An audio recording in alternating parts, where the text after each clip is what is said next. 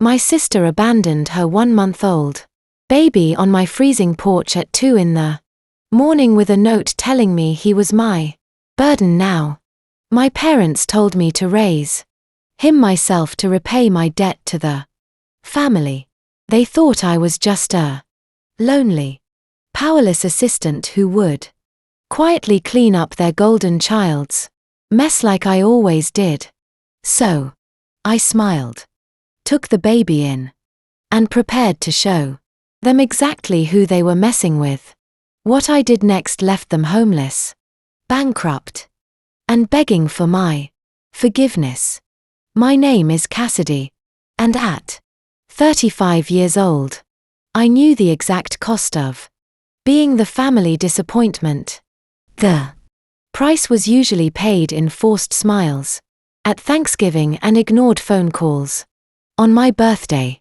But on a freezing Tuesday in February, the price was dropped right on my front porch. Before I continue this story, let me know where you are watching from in the comments below. Hit like and subscribe if you have ever had to clean up the toxic messes your family left behind. It was exactly 2:14 in the morning. The Boston sleet was coming down in sideways sheets, turning my driveway into a treacherous sheet of black ice. I was awake reviewing a crisis management strategy for a client when the doorbell rang. It was not a polite chime. It was 3 frantic, piercing rings that echoed through my quiet house. I did not expect a visitor. I expected a disaster. In my family, those two things were always synonymous. I pulled my fleece robe tight against the chill, unlocked the heavy deadbolt, and swung the oak door open. The porch was completely empty. There were no headlights illuminating the street, and no car idling in the driveway. Just the biting winter wind howling through the bare maple trees in my front yard.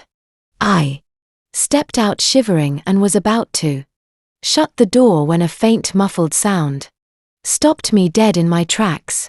A tiny whimper. I looked down. Sitting on the freezing concrete, partially shielded by one of my large ceramic planters, was a premium leather car seat. Inside, swaddled in a thin fleece blanket that was quickly absorbing the freezing rain, was a baby. My nephew, Leo. He was exactly 1 month old. Tucked under the plastic handle of the carrier was a piece of personalized stationery. It was the expensive kind, thick and textured with the monogram BH embossed in gold foil. I did not need to read the handwriting to know it was from my younger sister Brittany, but I read it anyway under the dim yellow glow of the porch light. The note read, "Cass, I cannot do this anymore. I need to find myself. You do not have a husband or kids, and your little assistant job gives you plenty of free time. He is your burden now. Do not try to find me." Most people would have panicked in that exact moment. Most people would have collapsed onto the freezing concrete, crying out for help or dialing 911 in a state of sheer hysteria. I did not. I spent my entire childhood and adult life cleaning up Brittany's messes. When she wrecked our father's luxury car at 17, I was the one who quietly drove her home. When she dropped out of 3 different private colleges, I was the one who packed up her dorm rooms and handled the administration. I reached down, unhooked the carrier, and brought my freezing nephew into the warmth of the foyer. His lips were trembling, and his tiny hands were balled into tight purple fists. "Welcome to the real world.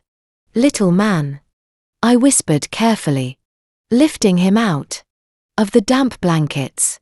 He let out a loud wail that echoed off the high ceilings of my living room.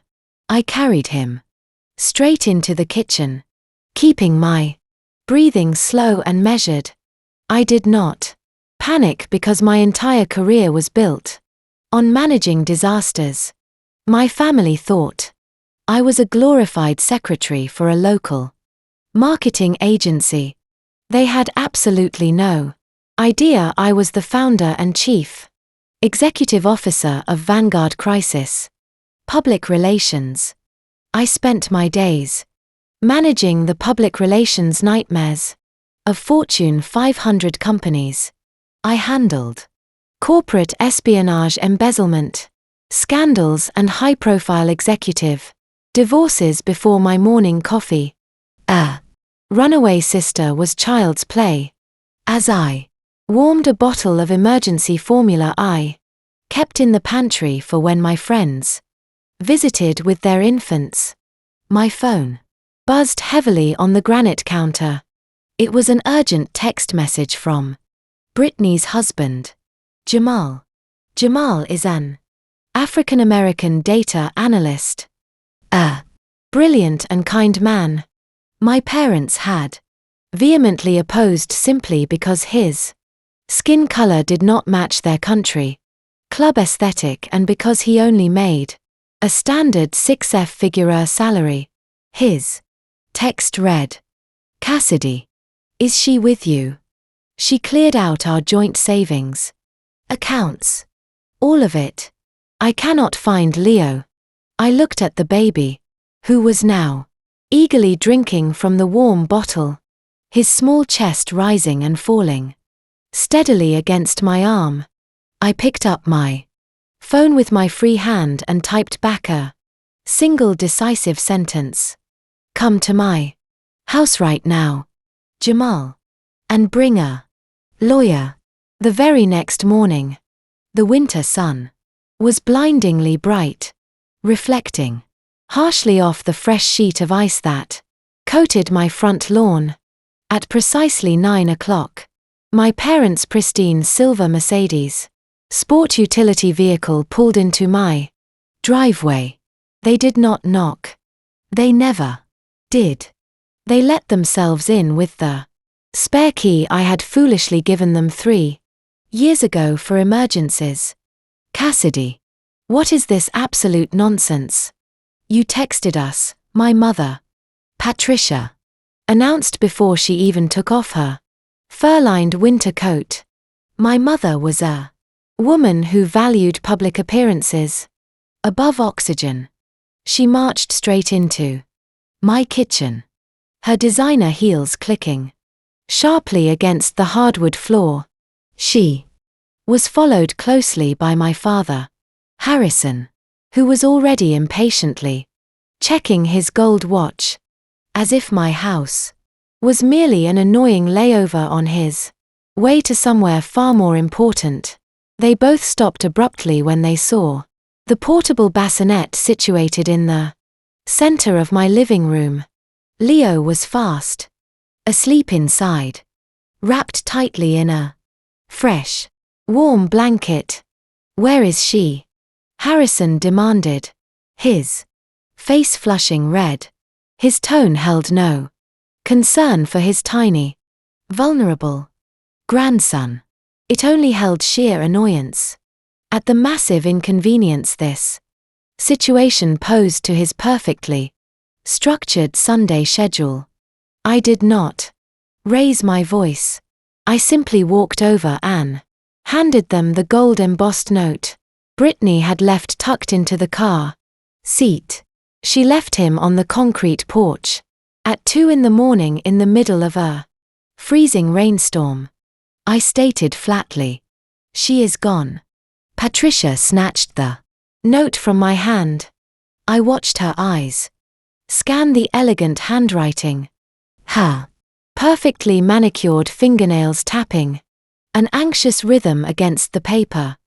I stood there and waited for the outrage. I waited for her to condemn the daughter she had coddled and spoiled for 30 years. I waited for her to rush to the bassinet and check on the infant who had nearly frozen to death. Instead, Patricia let out a dramatic sigh, folded the heavy paper, and casually slipped it into her expensive leather handbag. "Well," Patricia said smoothly, walking right past the baby and heading straight toward my espresso machine. "She is clearly suffering from a severe case of postpartum depression. The poor girl is completely exhausted. Jamal has been absolutely useless to her. He is constantly working and neglecting her emotional needs. She just needs a little break at a wellness retreat to clear her head." I stared at her back as she began frothing milk for her coffee. The sheer audacity of her delusions sucked the oxygen right out of the room. "She abandoned an infant in a snowstorm." "Mother," I said, keeping my voice dangerously low. "That is a felony child endangerment charge. That is not an excuse for a spa day." Harrison stepped forward, his jaw set in that familiar, intimidating line he used to bully his employees.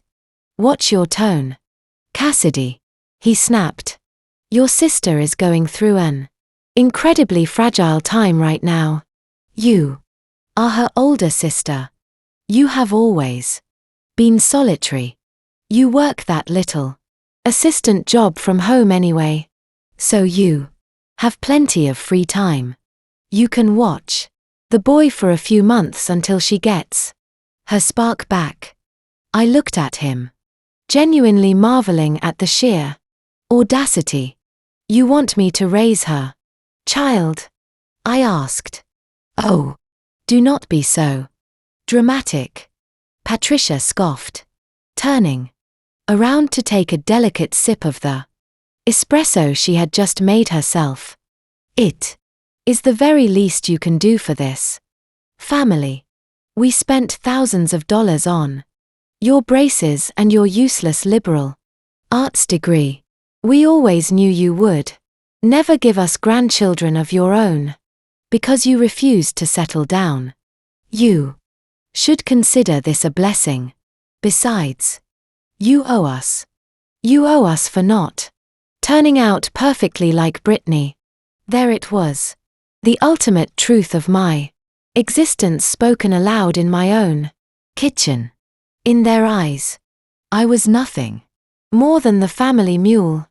I was expected to carry the heavy crushing weight of the golden child's failures, while remaining entirely invisible and grateful for the scraps of their attention.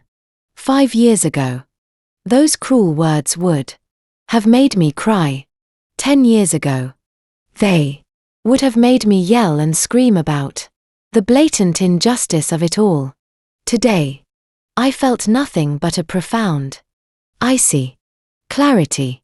I did not feel the urge to argue or defend my life choices. I just smiled. It was a cold, detached smile that made Harrison suddenly shift uncomfortably on his expensive Italian loafers.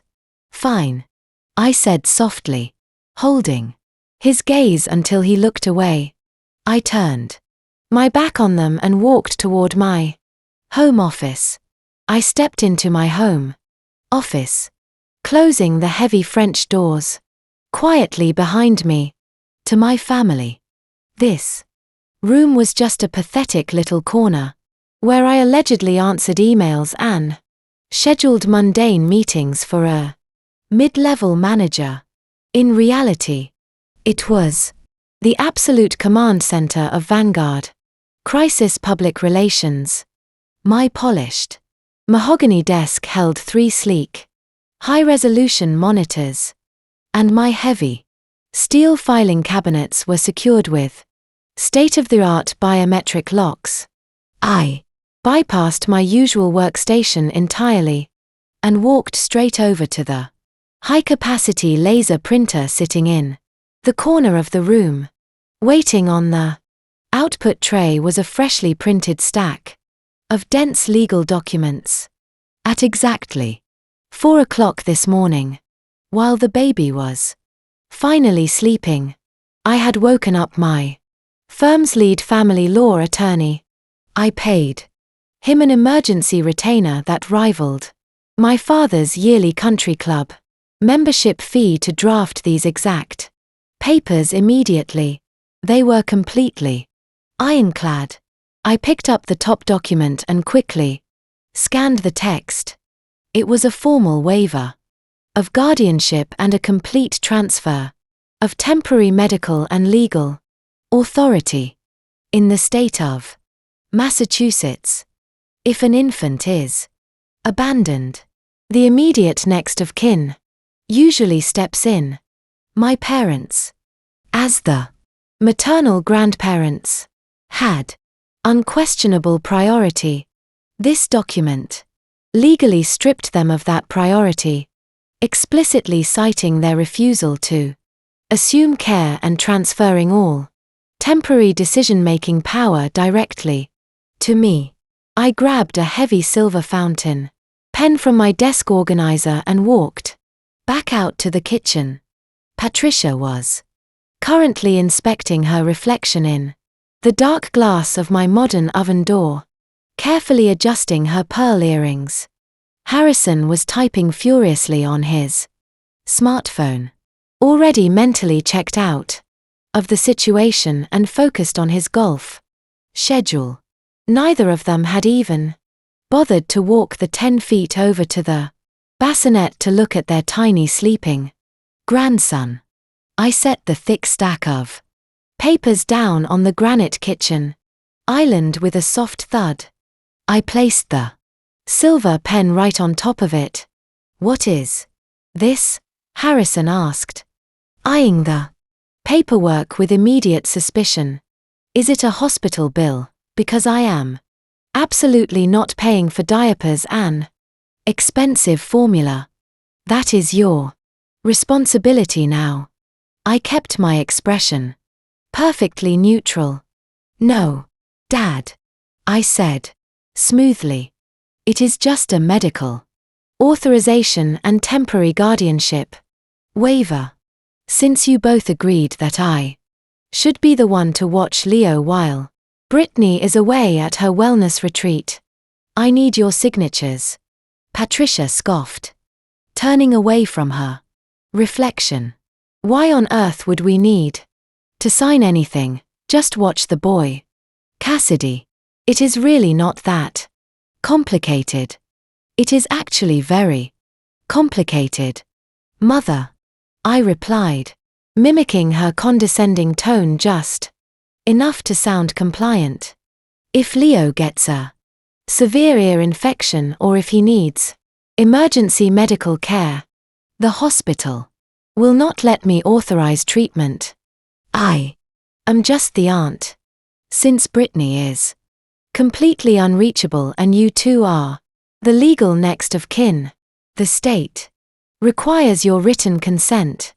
Unless, of course, you want the hospital calling you at 3 o'clock in the morning every time he runs a high fever. Or better yet, I can just have Child Protective Services drop him off at your front door if a legal medical emergency arises. The mere mention of being woken up in the middle of the night or having government vehicles parked in their pristine driveway worked exactly like a charm. Harrison's suspicion vanished instantly, replaced by a deep selfish panic. He hated being inconvenienced, and he despised anything that threatened his manicured public image. "Give me the pen," Harrison demanded. He grabbed the silver pen and flipped straight to the last page. He did not read a single paragraph. He did not ask what the fine print meant. He just aggressively scrolled his signature on the dotted line. Desperate to wash his hands of the boy sleeping in my living room, he slid the paperwork over to my mother. Sign it. Patricia, he ordered abruptly. We have a brunch reservation at the club in 45 minutes with the Henderson family, and I am not letting Brittany's little meltdown ruin my Sunday networking. Patricia took the pen gracefully. She did not even bother looking at the page as she signed her loopy, elegant name right next to my father's. There, she said, tossing the pen back onto the counter. All done. You have full permission to take him to the doctor. Do not call us unless it is absolutely life or death. Cassidy. And even then, send a text first. I picked up the document. Their signatures stared back at me in bold black ink. They had just legally surrendered their grandson. They had no idea they had just willingly signed away their only leverage over me and this child. We are leaving now, Harrison announced, buttoning his expensive wool coat. Keep the boy quiet, and if anyone asks you, tell them Brittany is out of town on a luxury retreat. We do not need the neighborhood gossip spreading vicious rumors about our family. I watched them walk out my front door without a single glance back at the bassinet. The heavy oak door clicked shut, leaving the house in total silence. I looked down at the legally binding waiver in my hand, a genuine smile finally reaching my eyes. The trap had just snapped shut and they had locked themselves inside. The moment the tail lights of their Mercedes disappeared down the icy street, I went straight to work. I carefully folded the signed guardianship waiver and locked it inside the fireproof safe hidden beneath my desk. I checked on Leo one more time. He was still sleeping soundly, completely oblivious to the fact that his biological grandparents had just discarded him like a piece of junk mail. I gently tucked the fleece blanket around his small shoulders, feeling a fierce, unfamiliar protective instinct flare up in my chest. I was not going to let my family destroy this boy the way they had tried to destroy me. I sat down at my mahogany desk, woke up my 3 monitors, and initiated a secure, encrypted conference call. It was time to deploy the full force of Vanguard Crisis Public Relations. Within 30 seconds, 3 of my top executives joined the line. There was Jonathan, my ruthless lead legal counsel. There was David, my senior financial forensic investigator, who could track a single missing dollar through a maze of offshore shell companies. And there was Rachel, my media containment specialist. They thought they were logging in on a Sunday morning to handle a corporate meltdown for a Fortune 500 client. They had no idea the target was my own sister. Good morning, team, I said, keeping my voice crisp and professional. We have a domestic code red. The subject is Brittany Harrison. I need a full digital and financial sweep starting from the last 48 hours. Pull her phone records, track her credit card pings, and pull the local traffic camera footage around my neighborhood from 2 o'clock this morning. I want to know exactly where she went, who she is with, and what she is driving. Jonathan spoke up first. The rapid clacking of his mechanical keyboard echoing through the headset. Consider it done. Cassidy. We are running the plates on her leased SUV right now. Do we need to contact the authorities regarding a missing person? Absolutely not. I replied instantly. She is not missing. She is running. Just find out what she is running from. The line went quiet for about 10 minutes as my team worked their magic. This was what I paid them exorbitant salaries to do. They were the best fixers on the East Coast. While they dug through the digital dirt, I started drafting a timeline of events, preparing the necessary documentation to formalize my temporary custody of Leo through the state courts first thing Monday morning. Suddenly, David cleared his throat over the speaker. Cassidy, he said, his usually calm voice laced with genuine shock. I just bypassed the security firewalls on her primary banking applications. You need to see this. Immediately. I am pushing the screen. Share to your main monitor now. A spreadsheet materialized on my center screen. It was a live feed of Brittany's joint bank accounts with Jamal. My eyes scanned the glaring red numbers. My blood running cold. I expected to see a few maxed out credit cards from her usual luxury shopping sprees. I did not expect to see absolute financial devastation. Over the past 72 hours, Brittany had systematically drained every single joint savings account, investment, portfolio, and emergency fund she shared with Jamal. The money had not been slowly withdrawn. It was aggressively transferred out in massive wire transactions to an untraceable offshore account in the Cayman Islands. How much? I asked, leaning closer to the monitor. $250. 000. David answered grimly. She completely liquidated his assets. And that is not all. She also took out a massive personal loan against his primary vehicle and maxed out 3 separate credit cards under his name. She did not just run away because she was stressed or depressed. She committed premeditated grand larceny and federal wire fraud. I leaned back in my leather chair, staring at the staggering numbers on the screen.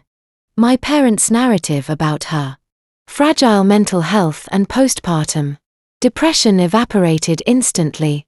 Brittany was not a tragic, overwhelmed mother seeking a wellness retreat. She was a calculated thief who had just robbed her husband blind and left her newborn baby to freeze to death so she could make a clean getaway without any extra baggage. Jonathan chimed in, his legal mind already racing. Cassidy, if Jamal reports this to the police, she is looking at serious federal prison time. We need to lock down this evidence before she realizes we are tracking her and tries to wipe the digital trail. Download everything I ordered coldly. Secure the wire transfer confirmations, the IP addresses, and the timestamps. Package it into a hard drive. We are going to hand it over on a silver platter. Just as I gave the command, the heavy chime of my front doorbell rang out twice. I looked at the security camera feed on my third monitor.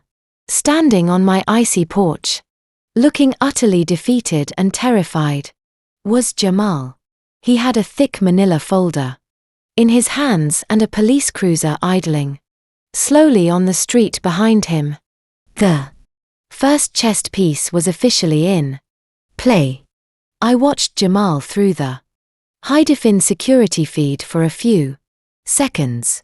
He was shivering in a thin wool coat, his shoulders hunched against the biting winter wind. Beside him stood a uniformed Boston police officer, looking stern and ready for an immediate altercation. I immediately locked my computer screens, walked out of my home office, and headed for the front door. When I pulled the heavy oak door open, Jamal looked up. His eyes were bloodshot, and the deep dark bags under them told me he had not slept a single minute since yesterday. We had never been close. My parents had made sure of that. They constantly criticized him, undermined his successful career as a data analyst, and made family gatherings so unbearable that he eventually stopped attending altogether. Because I was the outcast of the family, my parents had painted me as an unstable, jealous spinster to everyone they met. That naturally made Jamal keep his distance from me as well. We were two outsiders, kept carefully separated by my parents. Toxic narrative and relentless manipulation. Cassidy, Jamal said, his voice cracking slightly as he spoke.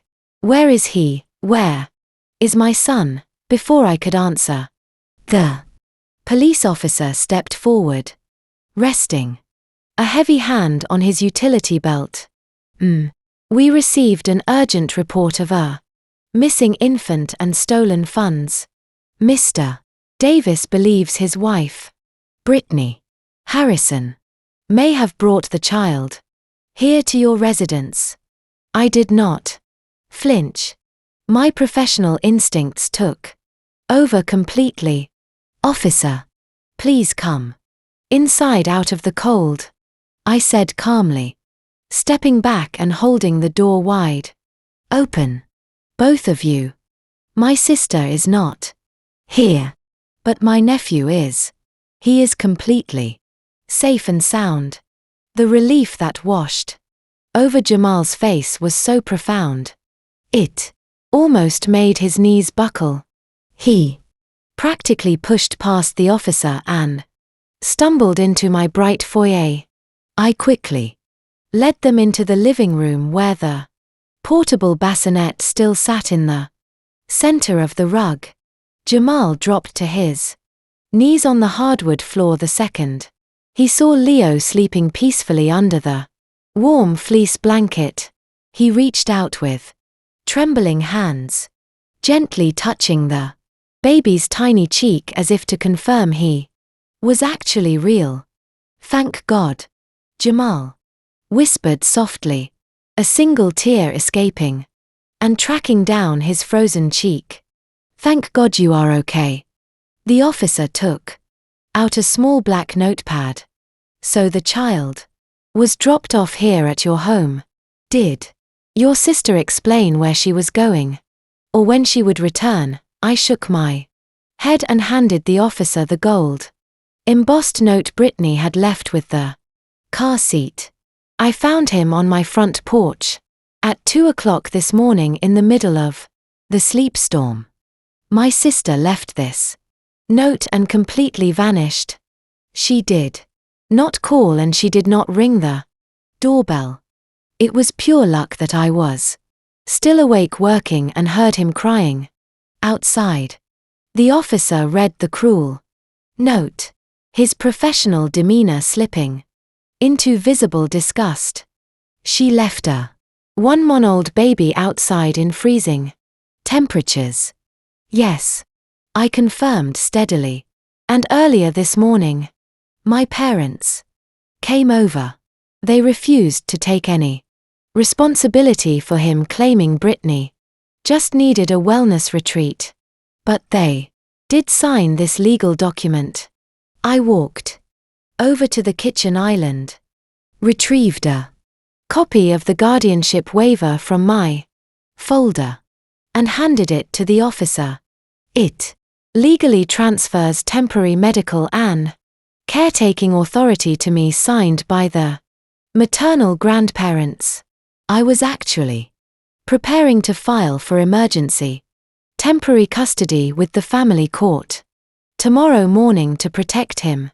Jamal stood up from the bassinet, turning to face me. The tension between us was suddenly palpable. He looked at me with a complex mixture of immense gratitude and deep suspicion. "You were going to file for custody?" he asked, his tone guarded and defensive.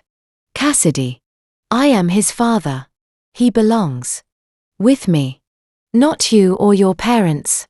I looked him directly in the eye, dropping the polite facade entirely. "Jamal, we both know my family has treated you like absolute garbage since the day you met Brittany, and I know they have probably told you horrible things about me over the years. But you need to listen to me very carefully right now. I am not your enemy. I did not ask for custody to keep him from you.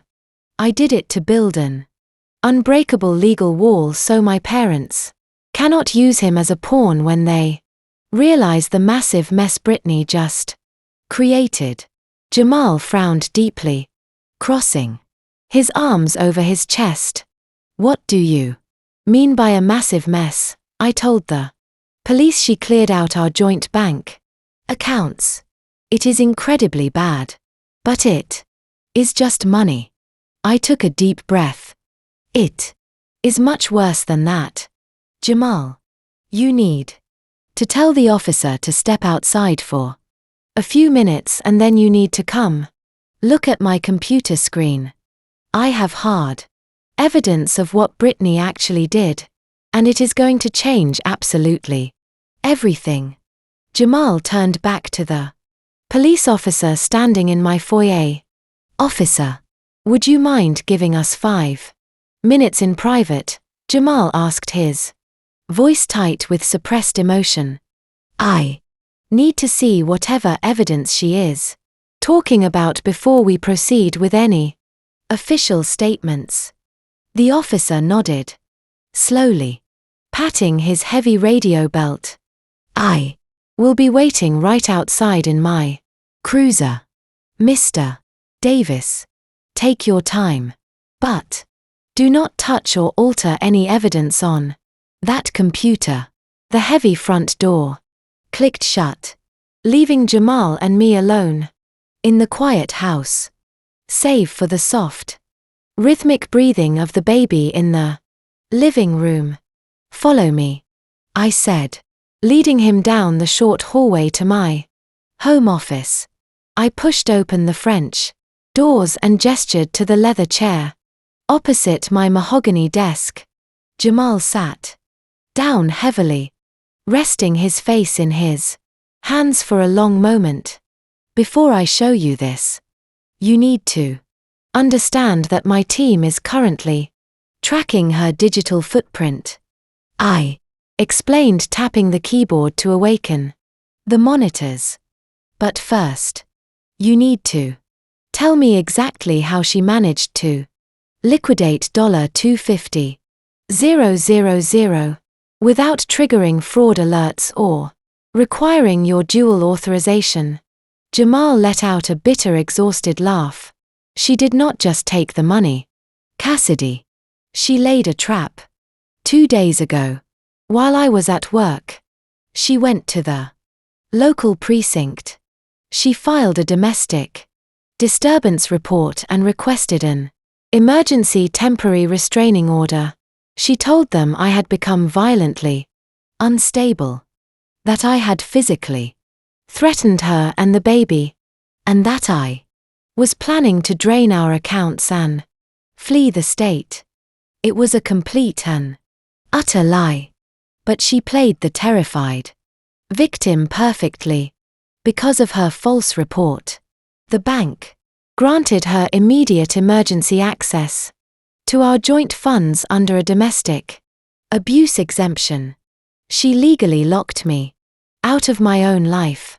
The sheer level of manipulation was staggering, even to someone in my profession. I stared at him, absorbing the cruel genius of my sister's plan. She did not just steal your money, I said quietly. She actively framed you for domestic abuse. To justify the theft. She knew my parents would immediately believe that narrative because they have always looked down on you. Jamal nodded, his jaw clenching. I spent the entire night detained for questioning while she was busy wiring my life savings to an offshore account. By the time my lawyer cleared up the false allegations and proved I was at the office during the supposed incident, she was completely gone. She took the money, the car, and I thought she took my son. I thought I would never see him again. I turned my main monitor toward him. You need to brace yourself, Jamal. What I am about to show you is going to hurt worse than the stolen money. I clicked on the video file my team had extracted from my porch security camera. The screen flickered to life, showing the black and white infrared footage of my front driveway at 2:14 in the morning. We watched in absolute silence as Brittany's leased luxury sport utility vehicle pulled into the frame. The sleet was visibly coming down in heavy sheets. The driver's side door opened and Brittany stepped out. She was wearing her expensive designer puffer jacket. The hood pulled up against the freezing rain. She walked around to the back seat and casually pulled out the car seat containing her 1-month-old son. She did not cradle him. She carried the heavy seat with one hand, walking briskly up my driveway. Jamal leaned closer to the screen, his breath hitching.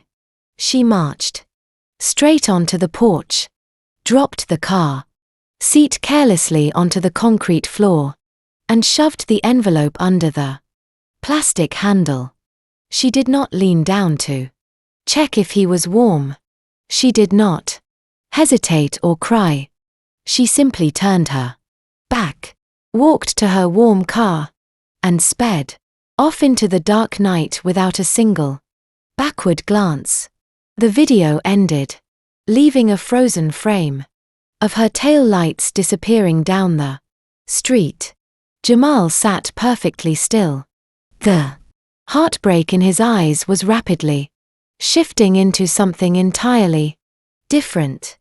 It was hardening into a cold, unbreakable anger. She threw him away. Jamal whispered, his voice trembling with a terrifying calm. She threw our son away like absolute garbage just so she could go spend my money. I reached across the desk and closed the laptop. Yes, she did. I said. My parents are covering for her. They signed away their rights this morning.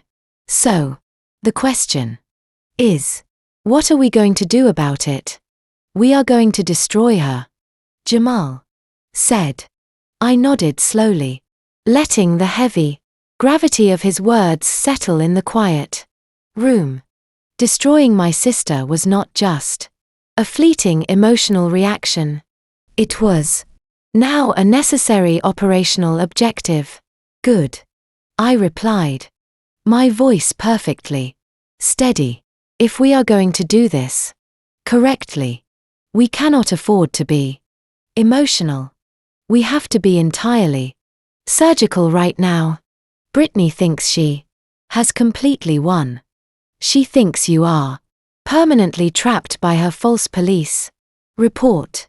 And she thinks I am just the compliant, invisible older sister who will quietly raise her child while my parents cover her tracks.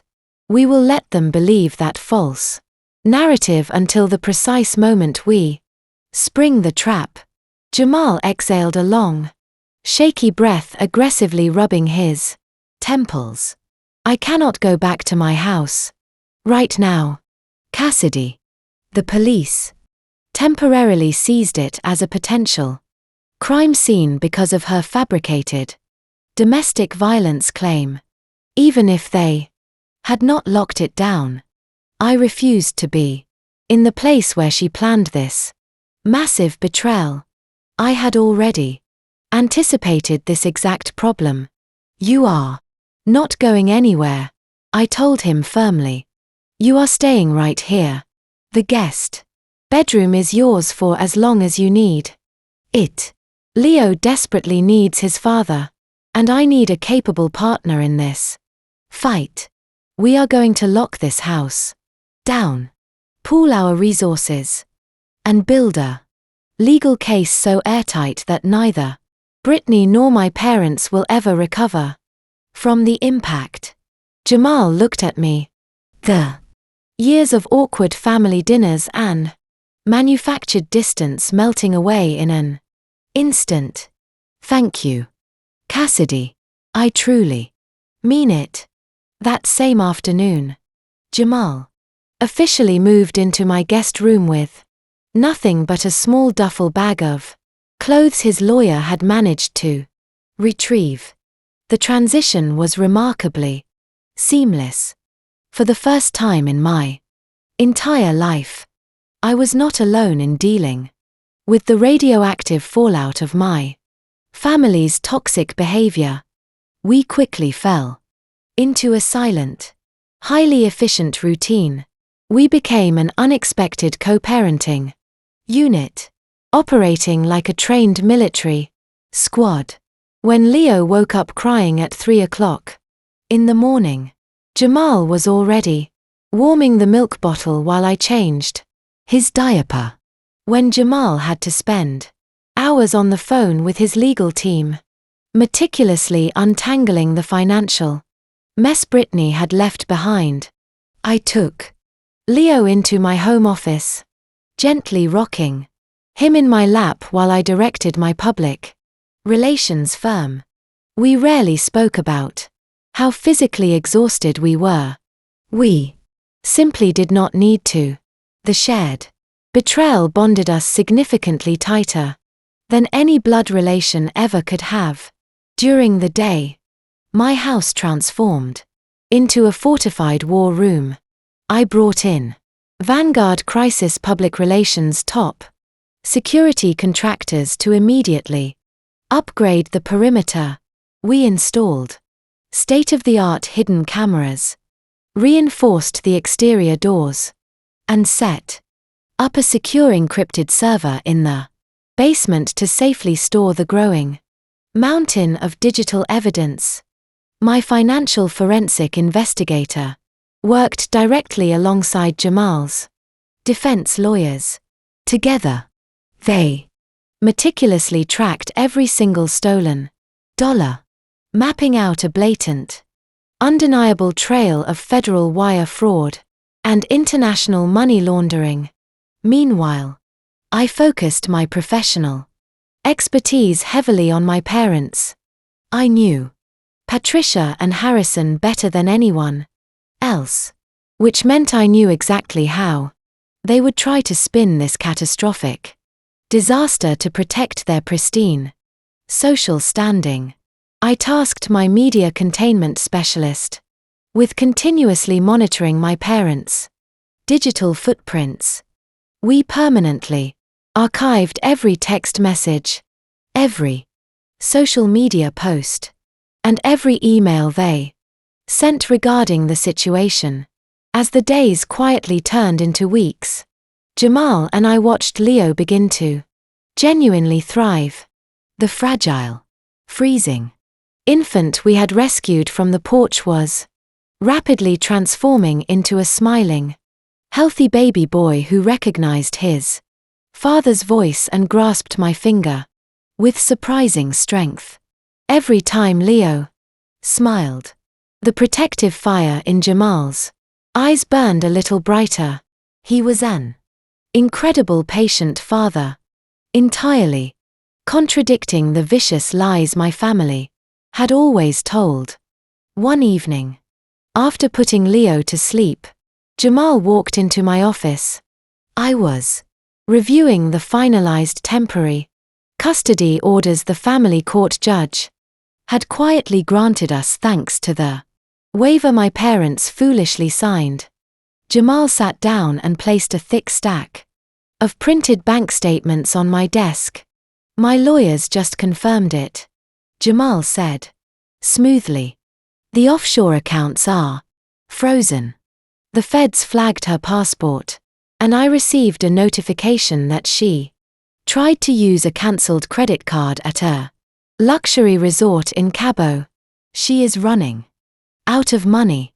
I smiled. Perfect. I replied. She will come crawling back very soon and we will be completely ready.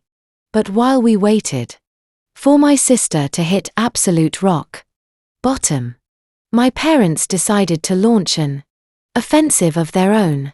They realized very quickly that they could not produce Britney or the baby to keep up appearances at their elite social gatherings. The Belmont Country Club was a breeding ground for vicious rumors, and my mother refused to let anyone else dictate the narrative of her perfect family. If she could not hide the truth, she was going to completely rewrite it. It started on a quiet Tuesday morning. I was in the kitchen feeding Leo his first spoonful of mashed peas when Rachel, my media containment specialist, called me. On the secure line. Cassidy, Rachel said, her tone completely deadpan. You need to log into your alternate social media account right now. Your mother just posted a manifesto and it is gaining an alarming amount of traction among the local country club elite. I handed the feeding spoon to Jamal, grabbed my tablet, and pulled up Patricia's public profile. There it was. A long, melodramatic status update. Complete. With a strategically chosen, tearful selfie of my mother clutching a baby blanket. The post was a masterclass in psychological projection and blatant defamation. According to my mother's fabricated public statement, Britney was currently residing at an exclusive, undisclosed, holistic healing center, bravely battling severe postpartum depression. That was the setup. Then came the vicious attack. Patricia wrote that I, her deeply troubled and chronically single older daughter, had exploited Britney's fragile mental state. She claimed I had hired predatory lawyers to manipulate the legal system and forcefully rip baby Leo from his loving mother's arms. She actually used the phrase barren, jealous spinster to describe me. She told her hundreds of wealthy followers that I was desperately trying to fill the void of my empty, loveless life by stealing my sister's child. The comment section was an absolute nightmare.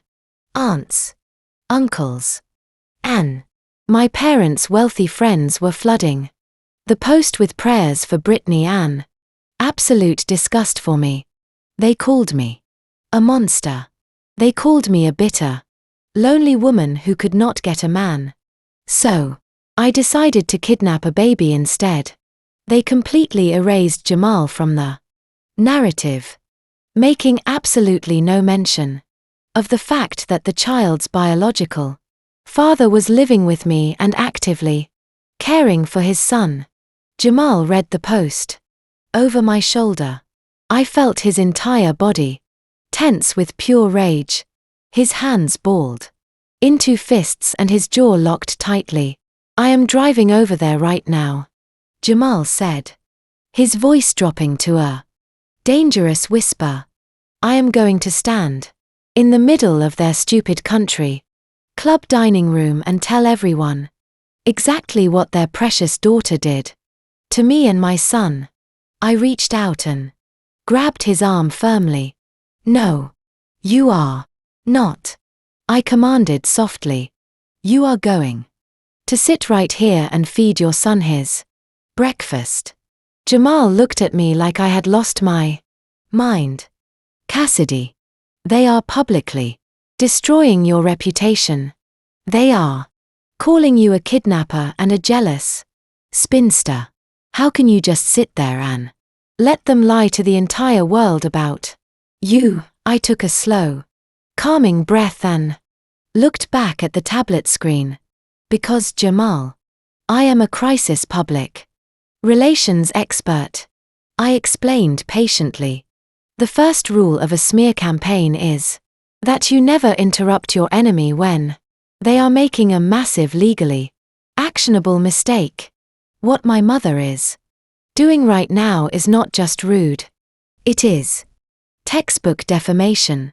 She is publishing malicious false statements to a broad audience that directly damage my personal and professional character. I tapped the screen, taking a high-resolution screenshot of the post and the ensuing comments. I immediately sent it to my legal team. By putting this in writing, she is handing me the exact weapon I need to destroy her. Financially, every single like, every single comment, and every single share increases the monetary damages she will owe me when I file the defamation lawsuit. For the next 2 weeks, my parents escalated their vicious campaign. Harrison joined in posting cryptic messages on his business networking pages about the heartbreak of family betrayal and the cruelty of jealous siblings. Patricia started a private group chat with our extended relatives spinning wild tales about how I was refusing to let them see their beloved grandson. Every time they posted, Rachel archived the digital footprint. We saved the timestamps, the engagement metrics, and the exact wording. We built a digital fortress of undeniable evidence. They thought they were isolating me. They thought they were turning the entire world against the family outcast, just like they had done when I was a teenager. But they did not realize they were dealing with a woman who controlled public narratives for a living. They were blindly walking deeper into a trap of their own making, stringing up the very rope I would soon use to hang them. The tension in my house had settled into a quiet, focused hum. It had been exactly 3 weeks since Brittany vanished into the freezing rain. The frantic social media posts from my parents had gradually slowed down, replaced by a sudden, deafening silence. I knew exactly what that silence meant. My financial investigation team had informed me early that morning that Brittany's offshore accounts were officially frozen by federal authorities. Her passport was flagged. She was completely out of cash, which meant she would inevitably reach out to her primary enablers for a bailout. My cell phone rang at exactly 4 o'clock in the afternoon. The caller identification flashed my father's name. I answered on the second ring immediately, putting the call on speakerphone. So Jamal, who was feeding Leo a bottle on the sofa nearby, could hear every word. "Hello, Dad," I said, my voice dripping with forced, neutral politeness. Cassidy Harrison barked, skipping any form of standard greeting. "I need you to wire $50,000 to my checking account immediately. I am text messaging you the routing number right now. Make sure it clears by the end of the business day." His voice was incredibly tight, entirely lacking its usual polished country club drawer. He sounded genuinely panicked, though he was trying very hard to mask it with his typical demanding authority. I leaned back in my leather chair, exchanging a knowing glance with Jamal. Jamal raised his eyebrows, pausing the bottle. $50. 000. I repeated slowly, letting the massive number hang heavy in the air. That is a very substantial amount of money. Dad, what exactly is the emergency? Did Mother max out her platinum credit card at the spring charity gala again? Do not get smart with me. Harrison snapped, his temper flaring instantly. This is about your sister. We have reason to believe her wellness retreat was a massive scam, and she might be in some kind of serious trouble out of the country. I am hiring a top-tier private investigator to track her down and bring her safely home. The retainer fee is steep and all of my liquid assets are currently tied up in long-term corporate investments.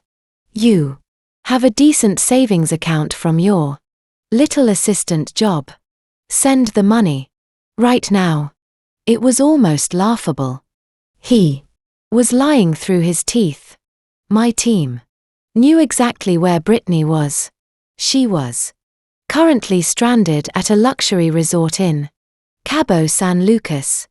Her stolen credit cards declining at the poolside bar. She had clearly called him crying, begging for an immediate cash infusion to pay her massive hotel bill and secure a quiet flight home. And since my father was secretly drowning in debt just to maintain his wealthy public facade, he was trying to extort the cash from the daughter he actively despised in order to save the daughter he adored. I am not giving you a single dime to fund Brittany's mistakes, I said, dropping the polite tone entirely. She made her choices. She can deal with the federal consequences. The line went dead silent for 3 heavy seconds. Then Harrison unleashed his ultimate weapon. It was the exact same threat he had used to control my behavior for my entire life. Listen to me, you ungrateful brat, he hissed venomously. If you do not transfer those funds by 5 o'clock today, I am calling my estate lawyer. I will write you completely out of the family will. Furthermore, I will immediately sign the deed to the Belmont estate directly over to Brittany. You will not get a single cent of this family wealth, and you will never step foot in my house ever again. Do you understand me? Jamal looked at me, his eyes wide with absolute disbelief at my father's sheer cruelty. But I did not feel hurt. I did not feel rejected. I felt a massive surge of pure, unadulterated triumph.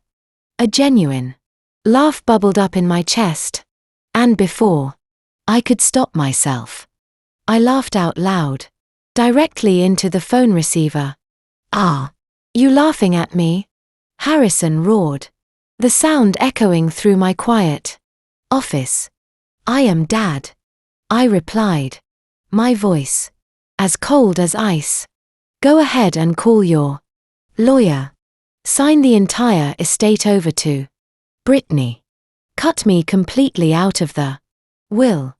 In fact, I highly encourage you to read the deed to your house very carefully before you try to transfer it to a convicted felon.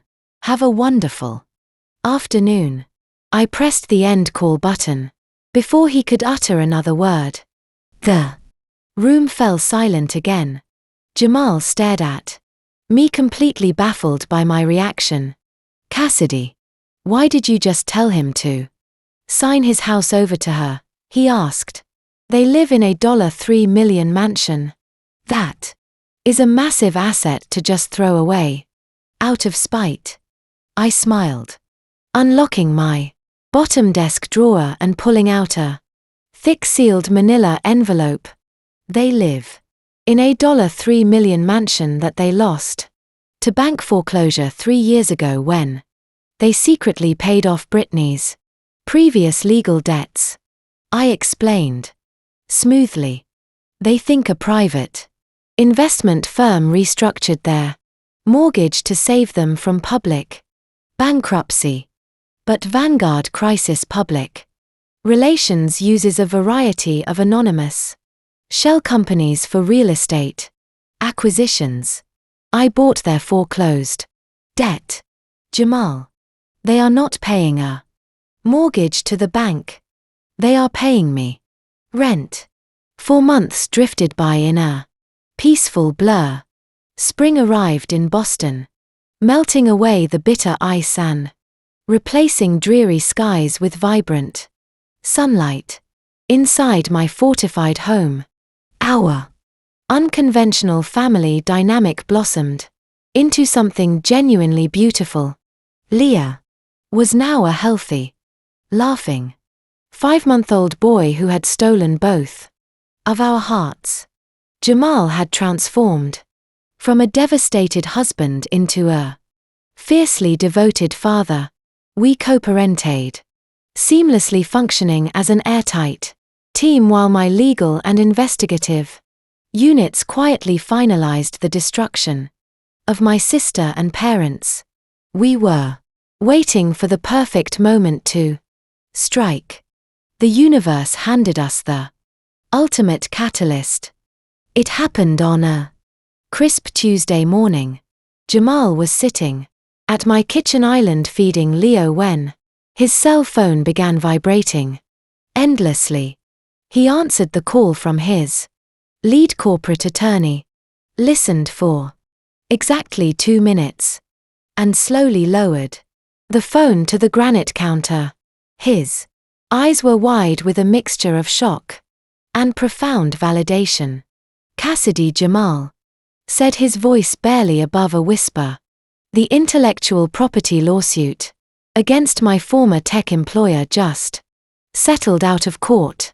The judge ruled entirely in my favor. They are paying out the massive settlement by the end of the week." I smiled, pouring myself a fresh cup of coffee. "That is incredible news, Jamal. I know you have been fighting that legal battle for over 3 years. How much is the final financial settlement?" Jamal swallowed hard, looking down affectionately at his tiny son. "After all the legal fees and federal taxes, it is just over $4 million. My coffee cup froze halfway to my mouth.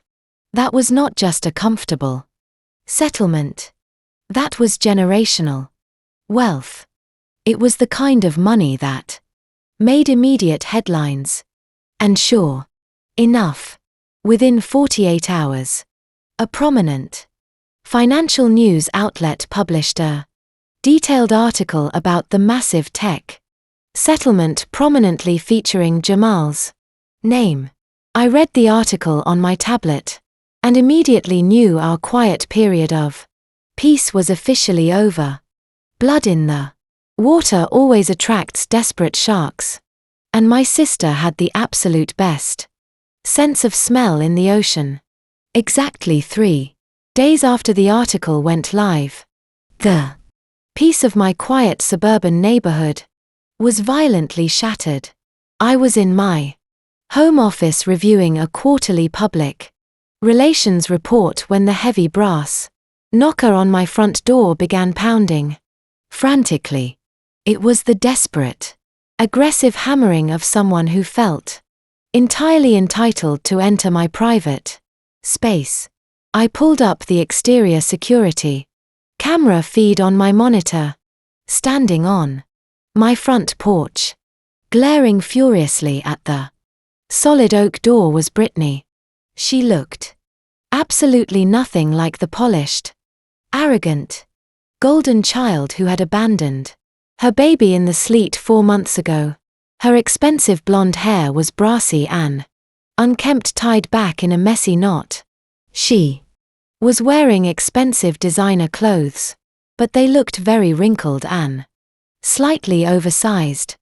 The Cabo sun had given her a fading tan, but the deep, dark bags under her eyes betrayed a woman who had completely run out of stolen money, maxed out her credit cards, and burned every bridge. I walked out of my office and signaled for Jamal, who was playing quietly with Leo, to stay completely out of sight. I unlocked the heavy deadbolt and pulled the door wide open, instantly blocking the threshold with my body. "Well," I said coldly, looking her up and down, "if it is not the glorious mother of the year returning from her wellness retreat. Cassidy, move out of my way. Right now." Brittany snapped, aggressively, trying to push past me. I firmly stood my ground, my posture completely rigid and entirely unyielding. "You are not coming inside my house," I told her flatly. "What exactly do you want?" Brittany let out a dramatic sigh, attempting to summon a few fake tears. "I want my precious baby back, Cassidy. I am completely healed now. The luxury retreat gave me the mental clarity I desperately needed to be a deeply loving mother. I came to take Leo back home." I stared at her, disgusted by her sickening greed. "You do not want your son, Brittany. You saw the financial news report about Jamal's settlement, and you realized your abandoned baby is suddenly a massive payday. You want custody so you can drag Jamal into family court and demand $20,000 a month in child support to fund your pathetic lifestyle once again." Brittany dropped the weeping mother act instantly, her eyes flashing with pure malice. "He is my biological son," she hissed. "I am taking him, and I am taking Jamal for every single penny he just made. Get my baby right now or I will call the local police on you." "Call the police," I dared her, leaning casually against the door frame. "Please, Brittany, take out your phone right now and dial 911. Tell the dispatcher you want to reclaim the infant you abandoned in a sleet storm 4 months ago, right after you committed federal wire fraud and fled the country. I am sure the local authorities would be absolutely thrilled to speak with you." Brittany faltered, her hand hovering over her designer purse. She knew she was bluffing, but she was not alone. The sound of heavy footsteps crunching on my gravel walkway caught my attention. I looked past Brittany's shoulder and saw my parents, Harrison and Patricia, marching aggressively up the path. They had parked their Mercedes down the street to stage a coordinated ambush. Patricia was practically vibrating with nervous anger, her jaw set tightly. Harrison looked ready to break down my door. They marched up the porch steps, flanking Brittany like 2 heavily armed guards protecting their sovereign queen. "That is quite enough from you, Cassidy," Harrison barked, his face turning a deep shade of crimson. "You have played your little power games long enough. Your sister is home now. She is fully recovered from her traumatic postpartum episode, and she is ready to take her child back to her house where he belongs. Step aside immediately." I did not move a single inch. She does not have a house. Dad. She abandoned it along with her husband and her son to run off to a Mexican resort with stolen money. Patricia stepped forward, getting aggressively close to my face. Do not you dare speak to us about stolen money after what you just tried to pull. She hissed venomously. Harrison told me about your psychotic little delusion on the phone last week, claiming you own our house. You are deeply unwell. Cassidy. You are a sick, jealous woman who is trying to steal a baby because no man will ever want you. Now hand over our grandson before your father physically moves you out of the way. Harrison took a heavy step forward, puffing out his chest to use his physical size to intimidate me. This was his classic move. Whenever his money or his words failed to control a situation, he resorted to physical dominance. He reached out his large hand, gripping my shoulder tightly, attempting to shove me backward into the foyer so they could storm my home. Do not touch her. The voice was low, booming and completely laced with raw fury. It did not come from me. It echoed from the dark hallway behind me. Harrison froze, his hand dropping from my shoulder as if he had been burned. Patricia gasped, taking a sudden step back. Brittany went completely pale, her eyes widening in absolute terror.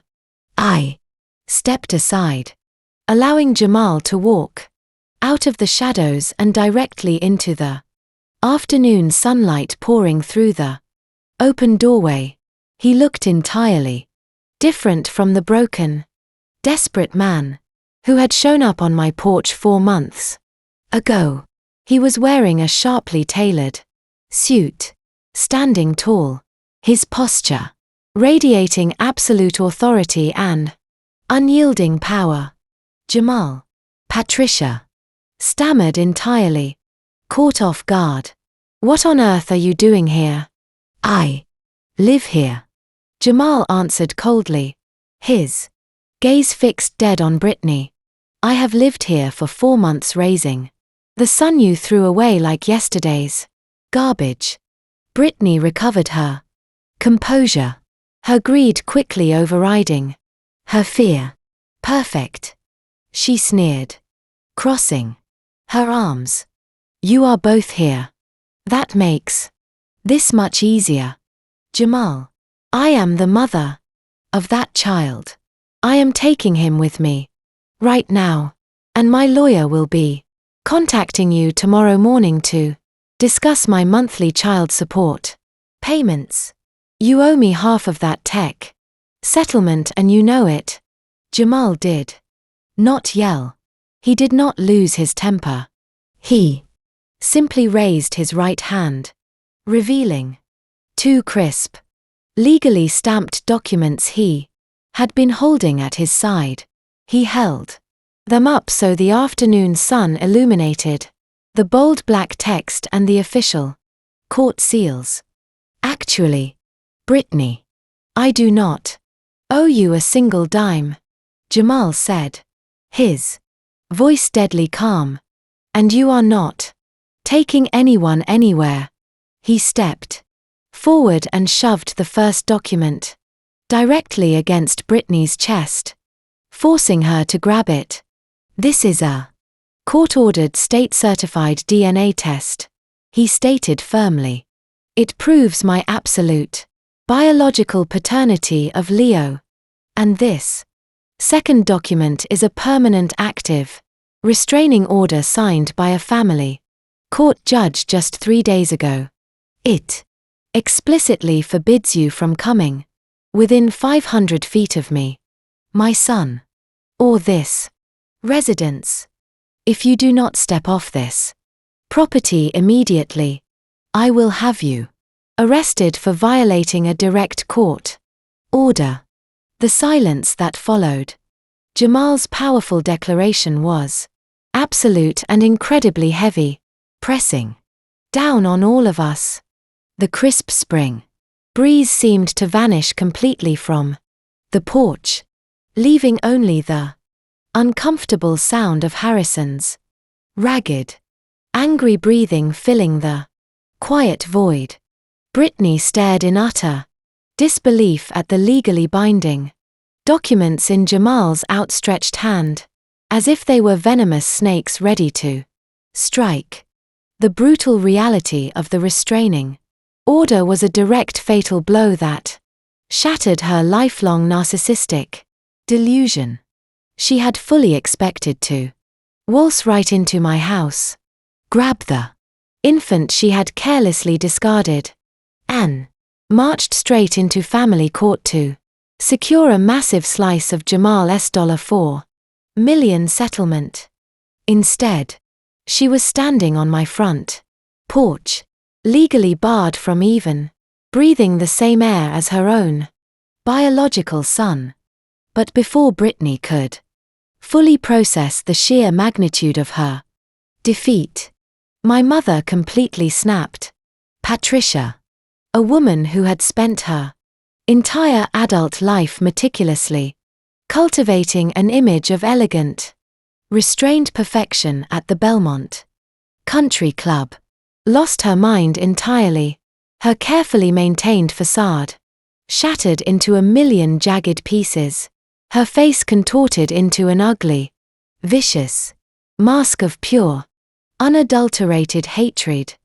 With a sudden, guttural scream, she lunged directly at me, her manicured hands curled into tight claws aiming right for my face. "You malicious witch," she shrieked, her voice echoing loudly down the quiet suburban street and bouncing off the neighboring houses. "You planned this from the very beginning. You are actively colluding with this broke outsider to completely destroy your own flesh and blood. You could not get a wealthy, respectable man of your own, so you conspired with this pathetic, penniless loser to steal your younger sister's baby." I did not flinch. And I certainly did not retreat. Years of quietly anticipating my family's explosive emotional outbursts had given me incredibly sharp reflexes. I simply took a swift, calculated step to the right, letting Patricia's own aggressive momentum carry her awkwardly forward. She stumbled badly in her expensive designer heels, nearly colliding head first with the heavy oak door frame. Before she could recover her balance and attempt to strike me again, Jamal stepped squarely between us. He did not raise his hands defensively, but his physical presence alone was a massive, immovable wall of authority. "Do not ever attempt to lay a hand on her again, Patricia," Jamal warned, his voice vibrating with a terrifying deep resonance that commanded instant respect. "If you take one more aggressive step toward Cassidy, I will have my lawyers add your name to this restraining order before the sun goes down today." Harrison, refusing to be publicly intimidated by a man he deemed entirely inferior, puffed out his chest and pointed a thick, trembling finger at Jamal. "You do not give orders to my wife, you arrogant thug," Harrison bellowed, completely ignoring the fact that the so-called broke outsider standing in front of him was now a very successful multimillionaire. "You do not belong here, Jamal. You are a complete nobody. Now, step aside and give my daughter her baby before I physically remove you from this property myself. You are trespassing on my daughter's front porch, and I will not hesitate to use absolute physical force to protect my family from a gold-digging criminal like you. Seeing her father blindly defending her with threats of physical violence, Brittany finally found her voice again. She aggressively dug into her oversized designer purse and pulled out her latest smartphone, holding it up high in the air like a loaded weapon. "This is absolutely ridiculous," Brittany yelled, her hands shaking violently with a volatile mixture of pure rage and sudden panic. "Those documents are completely fake. You printed them off the internet just to scare me away. Jamal, you have always been a manipulative, abusive liar. And Cassidy, you are a complete psychopath for helping him orchestrate this sick little game against me. I am calling the police right now." She tapped the brightly lit screen of her phone, her eyes locking onto mine with a venomous, unblinking glare. "I am dialing 911 this exact second," Brittany threatened loudly, making absolutely sure the nosy neighbors across the street could hear her dramatic performance. "I am telling the emergency dispatchers that my deranged sister and my dangerously abusive ex-husband have violently kidnapped my helpless infant son.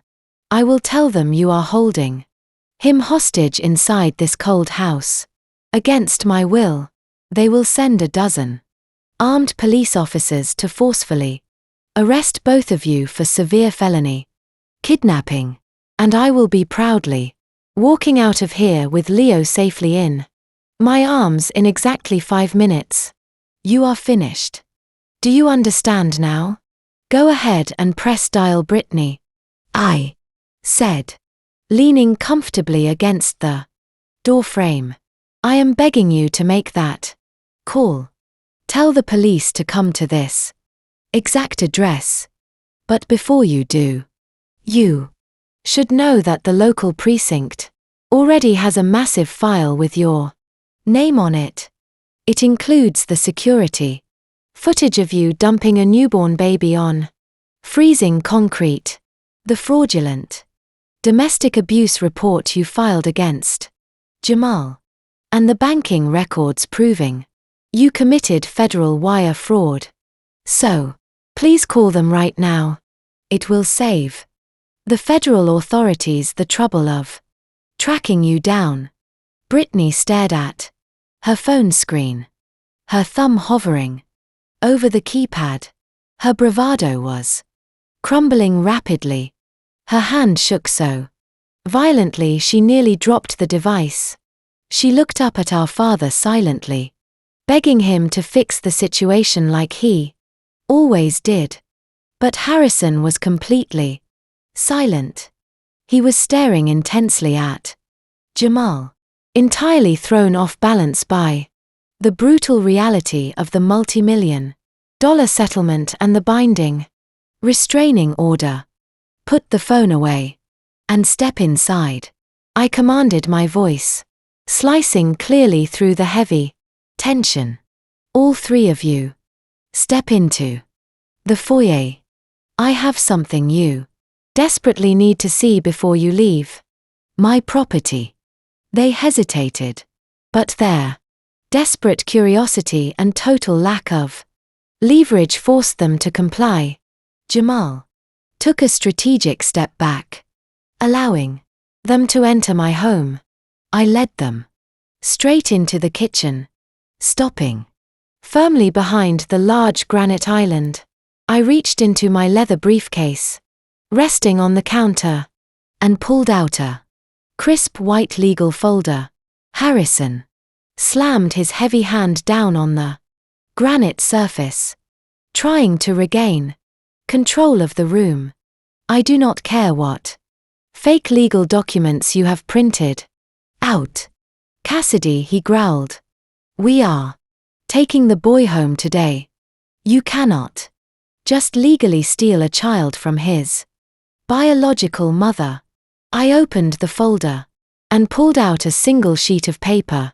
Actually, Dad, you can, I replied, smoothly, especially when the biological grandparents legally hand the child over willingly.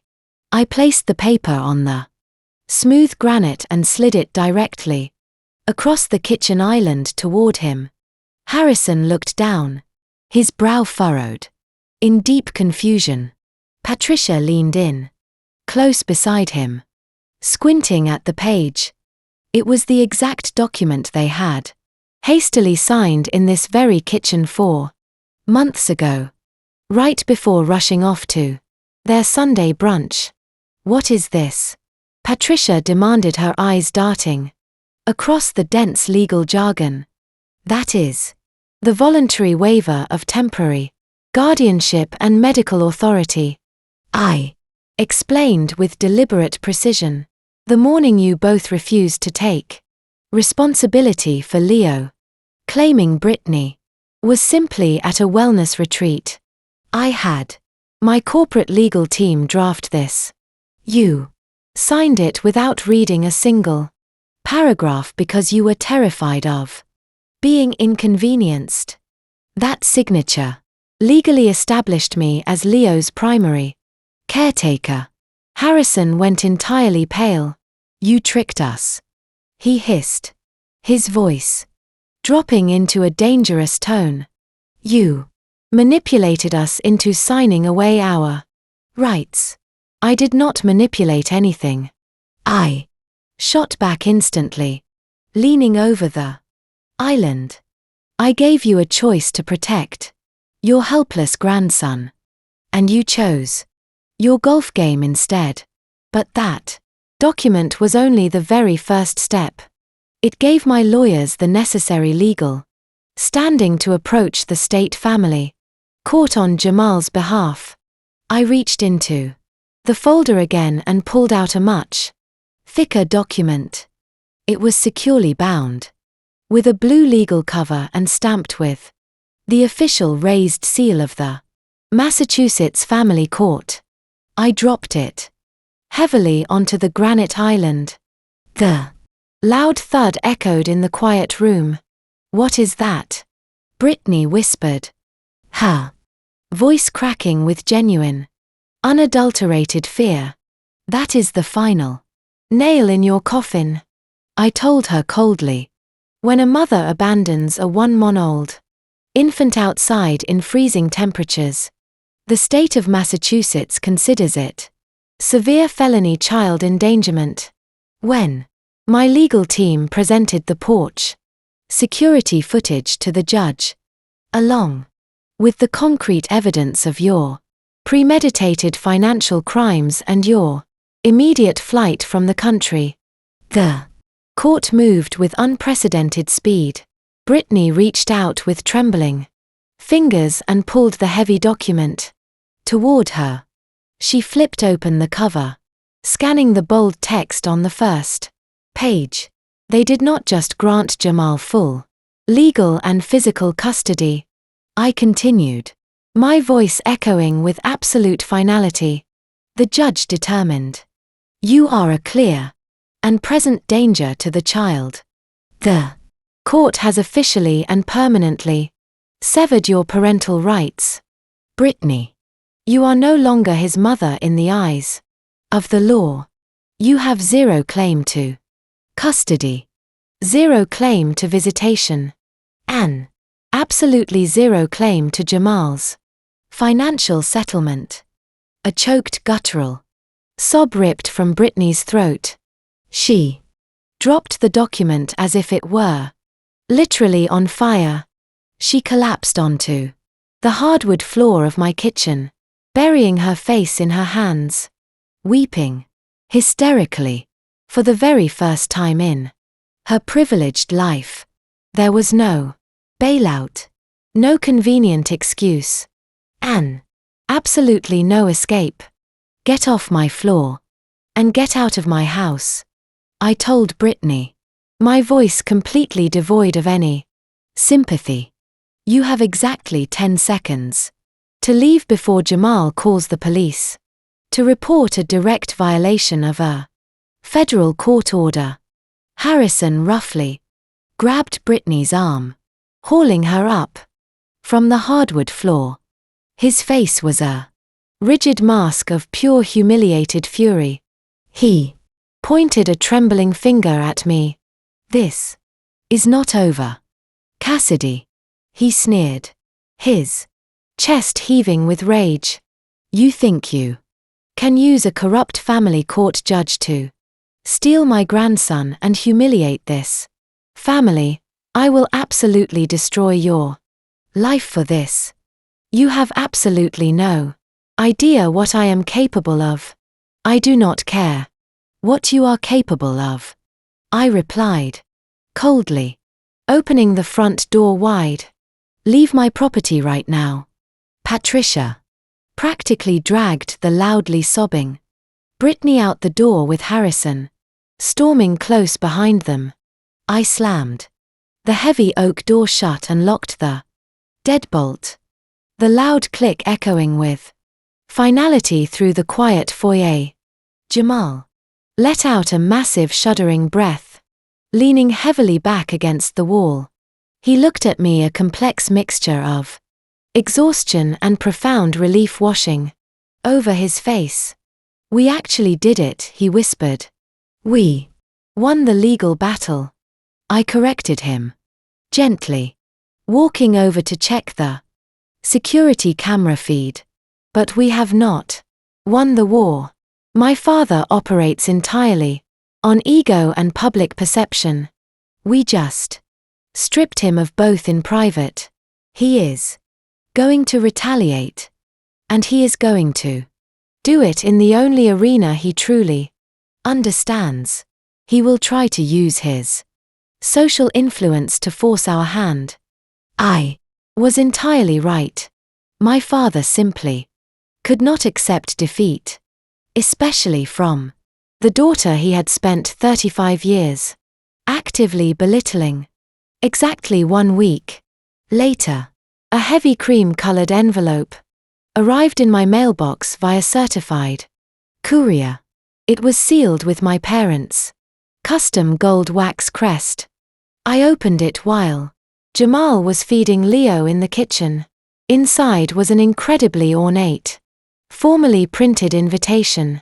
It announced a grand family reunion and spring celebration dinner to be held at my parents' sprawling Belmont estate that upcoming Saturday evening. The guest list included our entire extended family, dozens of my aunts and uncles, and a carefully curated selection of the most influential socialites from their exclusive country club circle. I walked into the kitchen and handed the thick card to Jamal. He read it, his brow furrowing in deep confusion. A dinner party, he asked, looking up at me. After everything that just happened, he is throwing a lavish dinner party. It is not a party, Jamala explained, pouring myself a glass of sparkling water. It is a highly orchestrated ambush. He knows he has absolutely no legal ground left to stand on. His lawyers probably looked at the family court ruling and told him it was entirely airtight. So, he is reverting to his absolute favorite weapon: total public humiliation. Jamal shook his head. I do not understand. How does a dinner party get him what he wants? He is going to fill that massive house with every single person we are related to, along with all of his wealthy, deeply judgmental friends, I said, leaning casually against the granite counter. He is going to play the role of the heartbroken, magnanimous patriarch. He will stand up in front of 100 people and publicly demand that I hand over the baby to Brittany. He is banking on the fact that the immense social pressure, the vicious whispers, and the collective judgment of the entire Belmont elite will eventually break me. He thinks I am still that terrified, insecure little girl who would do absolutely anything to avoid a public scene. He wants to back us into a tight corner where refusing him makes us look like the ultimate villains. Jamal tossed the expensive invitation onto the kitchen island in disgust. Well, he is completely out of his mind. We are obviously not going. I will stay right here with Leo and we can spend the evening ignoring their phone calls. I took a slow sip of my water, a cold, calculating smile spreading across my face. Actually, Jamal, we are absolutely going.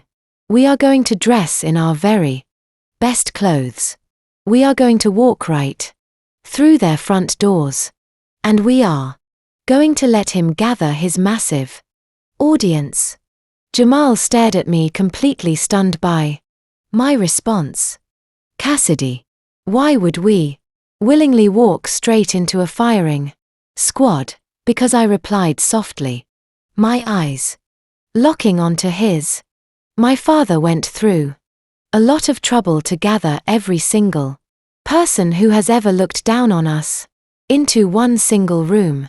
It would be incredibly rude not to give them the exact show they came to see.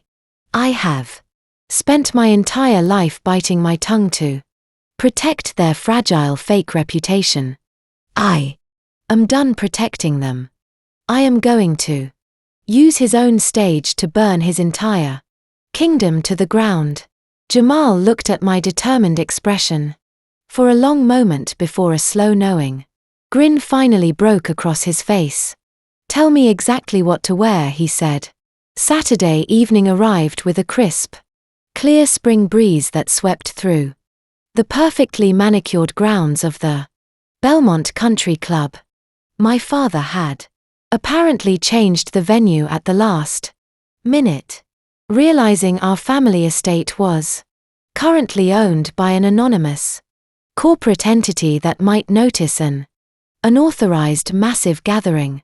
He opted instead for the most expensive exclusive dining hall the country club had to offer, a place where he could heavily control the guest list and the optics. Jamal smoothly pulled his brand new, custom-ordered luxury sedan up to the grand entrance. The valet rushed forward to open our doors immediately, recognizing the quiet, undeniable wealth radiating from the vehicle. We stepped out into the warm evening light. We had left Leo safely back at my heavily fortified house under the strict supervision of a highly credentialed pediatric nurse and 2 armed private security contractors from my firm. There was absolutely no way I was bringing my 5-month-old nephew into a hostile, psychologically toxic environment.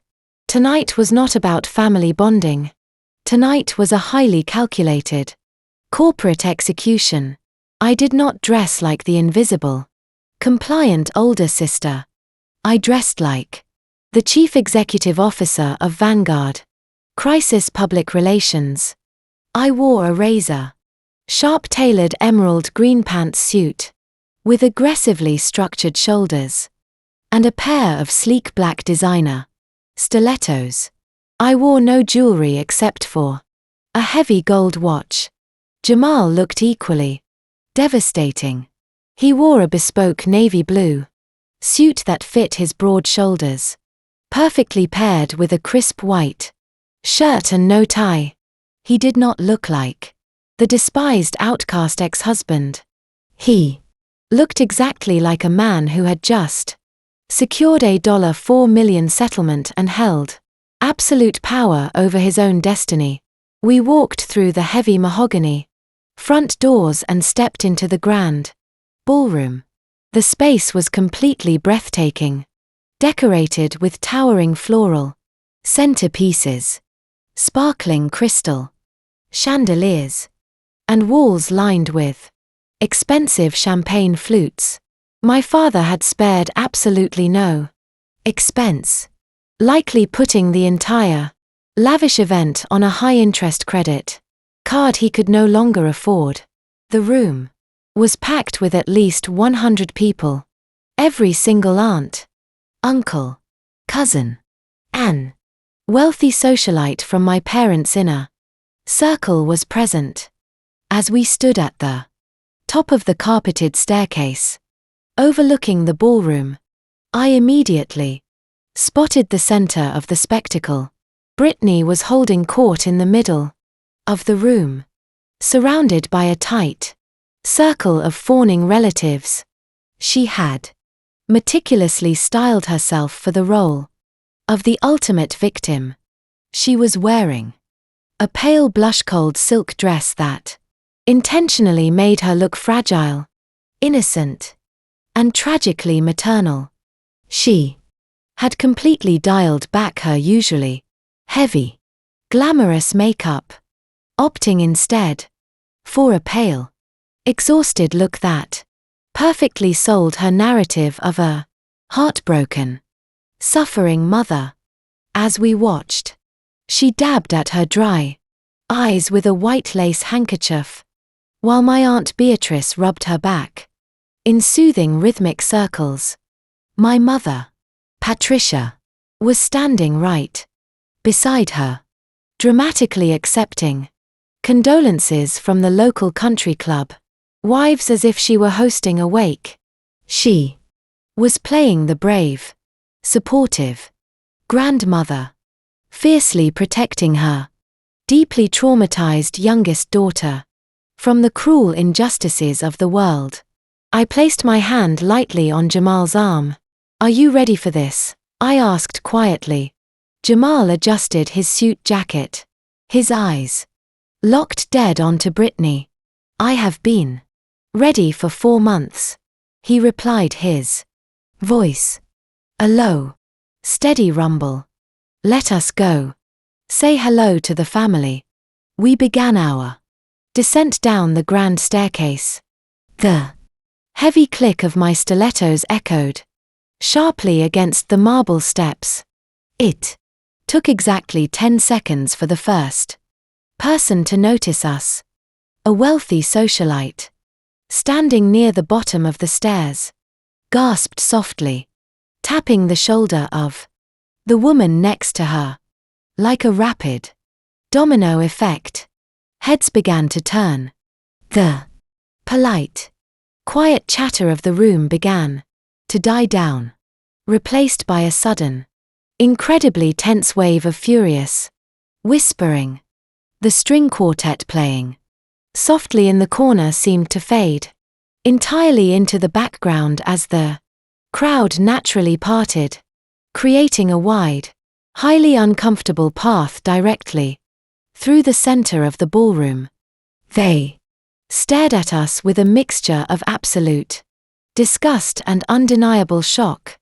They expected to see a bitter, lonely spinster and a defeated, broke outsider, cowering under the weight of their collective social judgment. Instead, they saw 2 people radiating absolute, unshakable power. We walked straight through the parted sea of judgmental relatives. We did not lower our eyes. We did not rush our pace. We owned every single inch of that room. As we approached the center of the ballroom, Brittany finally looked up from her lace handkerchief. The fake tragic expression on her face instantly shattered, replaced by a flash of genuine, unadulterated panic as she realized we were not here to surrender. She gripped my Aunt Beatrice's arm tightly, her knuckles turning completely white under the bright chandelier light. The trap was finally set, but she was entirely unaware that she was the one standing directly on the trigger.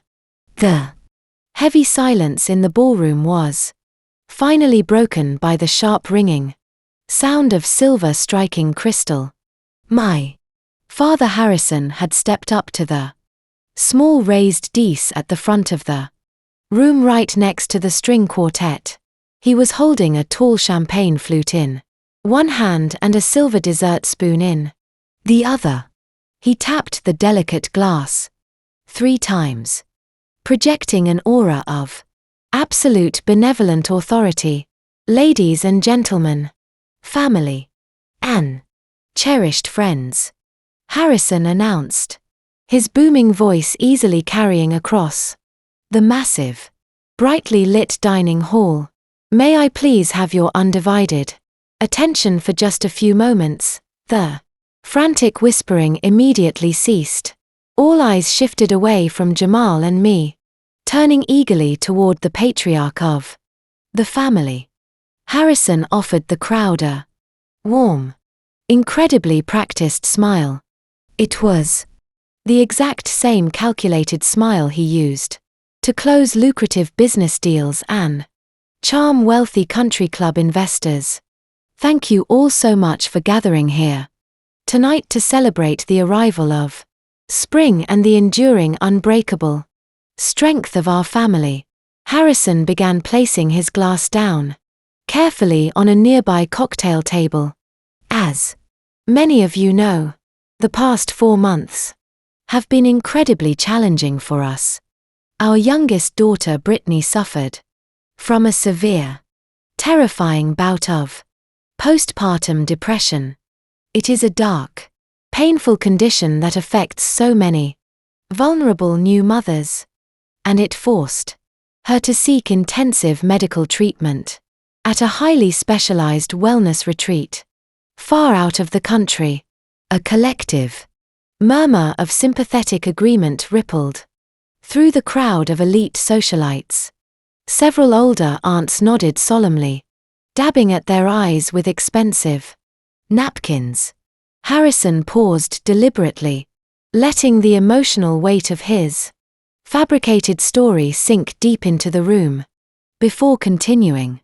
It was a devastating time, Harrison said, lowering his voice to a compassionate, sorrowful register. But during her necessary absence, our family stepped up just as strong. Families are always supposed to do. My eldest daughter, Cassidy, took the young boy into her home. We were all so incredibly grateful for her assistance during such a sudden tragic emergency. Harrison turned his piercing gaze directly toward me. His warm smile vanished, replaced by a look of profound, incredibly condescending pity. However, prolonged isolation and deep-seated personal insecurities can often cloud a person's judgment. Cassidy, who has struggled for so many long years to find a traditional family of her own, became dangerously and unnaturally attached to the child. She partnered with Brittany's estranged ex-husband, Jamal, a man who has unfortunately allowed his bitter resentment over their failed marriage to completely override his basic human decency. Jamal stood perfectly still beside me, his broad shoulders squared, and his face an impenetrable mask of stone. He did not react to the vicious public insult, knowing exactly what we were about to do next. Together, Harrison continued, his voice rising in volume and theatrical indignation. Cassidy and Jamal have exploited obscure legal loopholes to keep a loving, recovering mother entirely separated from her helpless newborn son. They have actively used my daughter's temporary medical vulnerability against her in the absolute most cruel, vindictive way imaginable. But tonight we are putting a definitive end to this painful chapter. Tonight is about healing, profound forgiveness, and restoring the natural proper order of this family. Harrison gestured grandly toward Brittany, who was now weeping softly into her mother's shoulder. Playing her tragic victim role flawlessly, Cassidy Harrison commanded his tone, shifting from a sympathetic patriarch to a stern, unyielding dictator. I am standing before our entire family and our most trusted friends to demand that you do the right thing. Drop this absurd legal charade immediately. Release the frivolous restraining orders. Give Leo back to his rightful, loving mother where he truly belongs.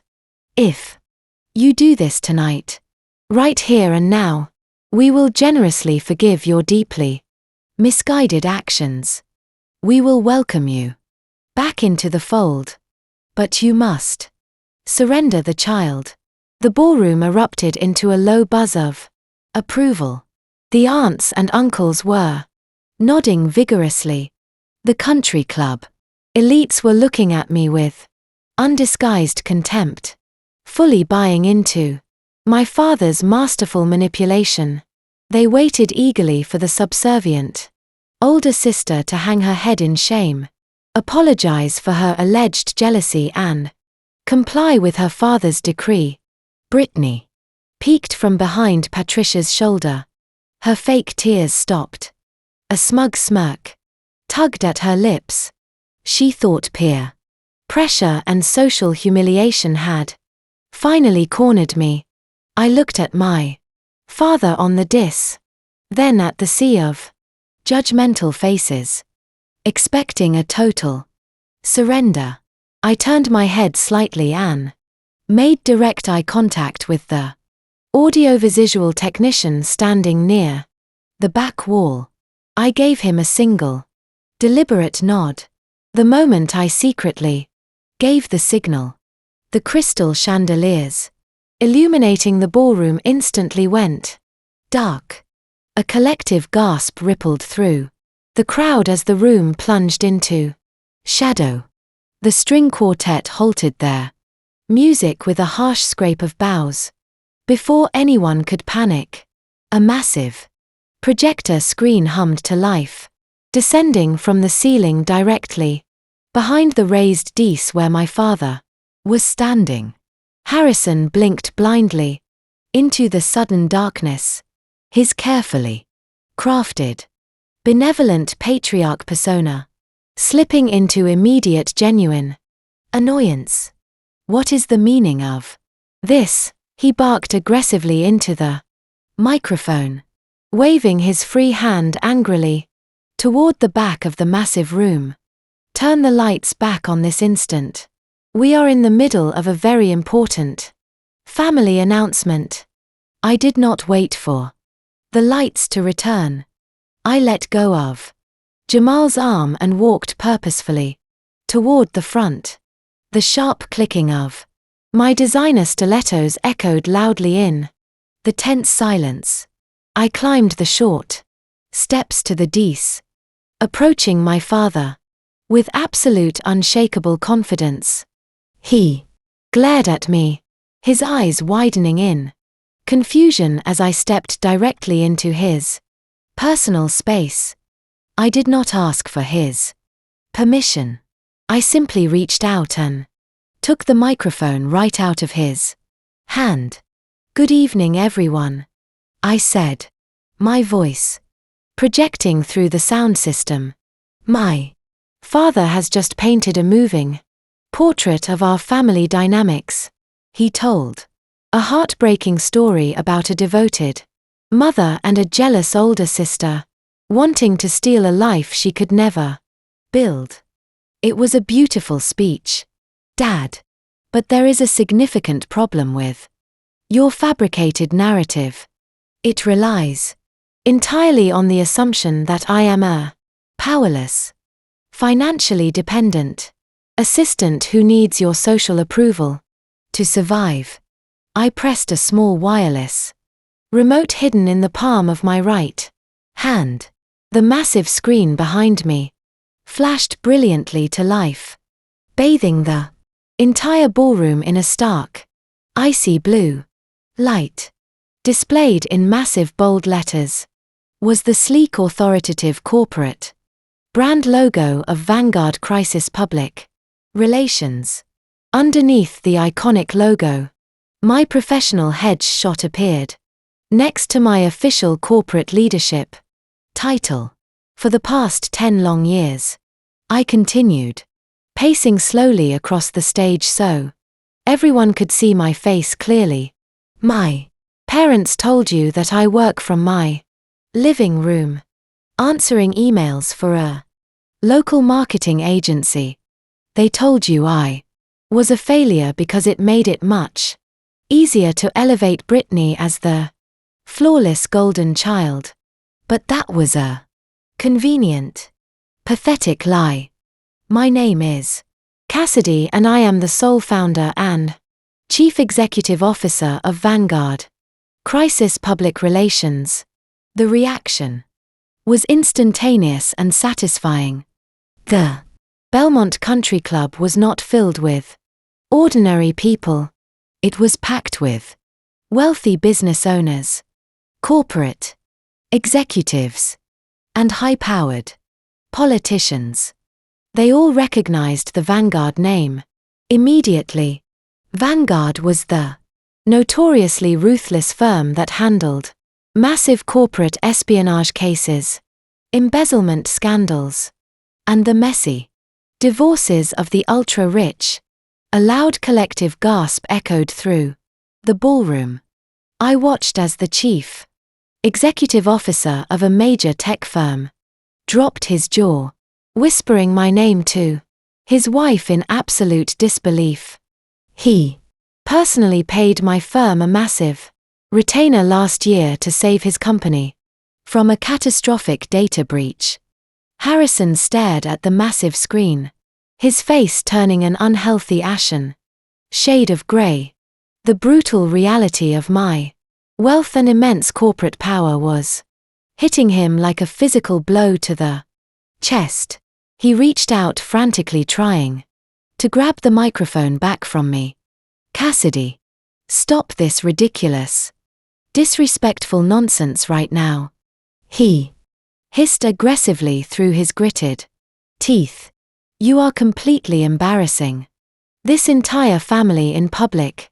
Before his hand could even touch the microphone, Jamal stepped smoothly right up onto the dais. He did not say a single word.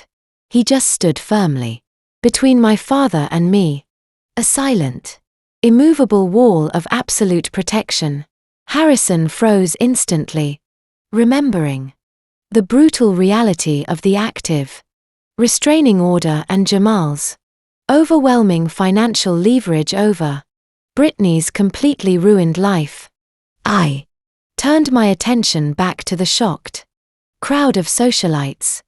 As a crisis management specialist, my entire career is built on uncovering the absolute truth when desperate people try to bury it under expensive public relations spin. And I must say, Dad, your public relations spin tonight was incredibly sloppy. You brought everyone here to publicly shame Jamal and me into handing over a helpless infant to a woman you claim is a recovering, deeply loving mother.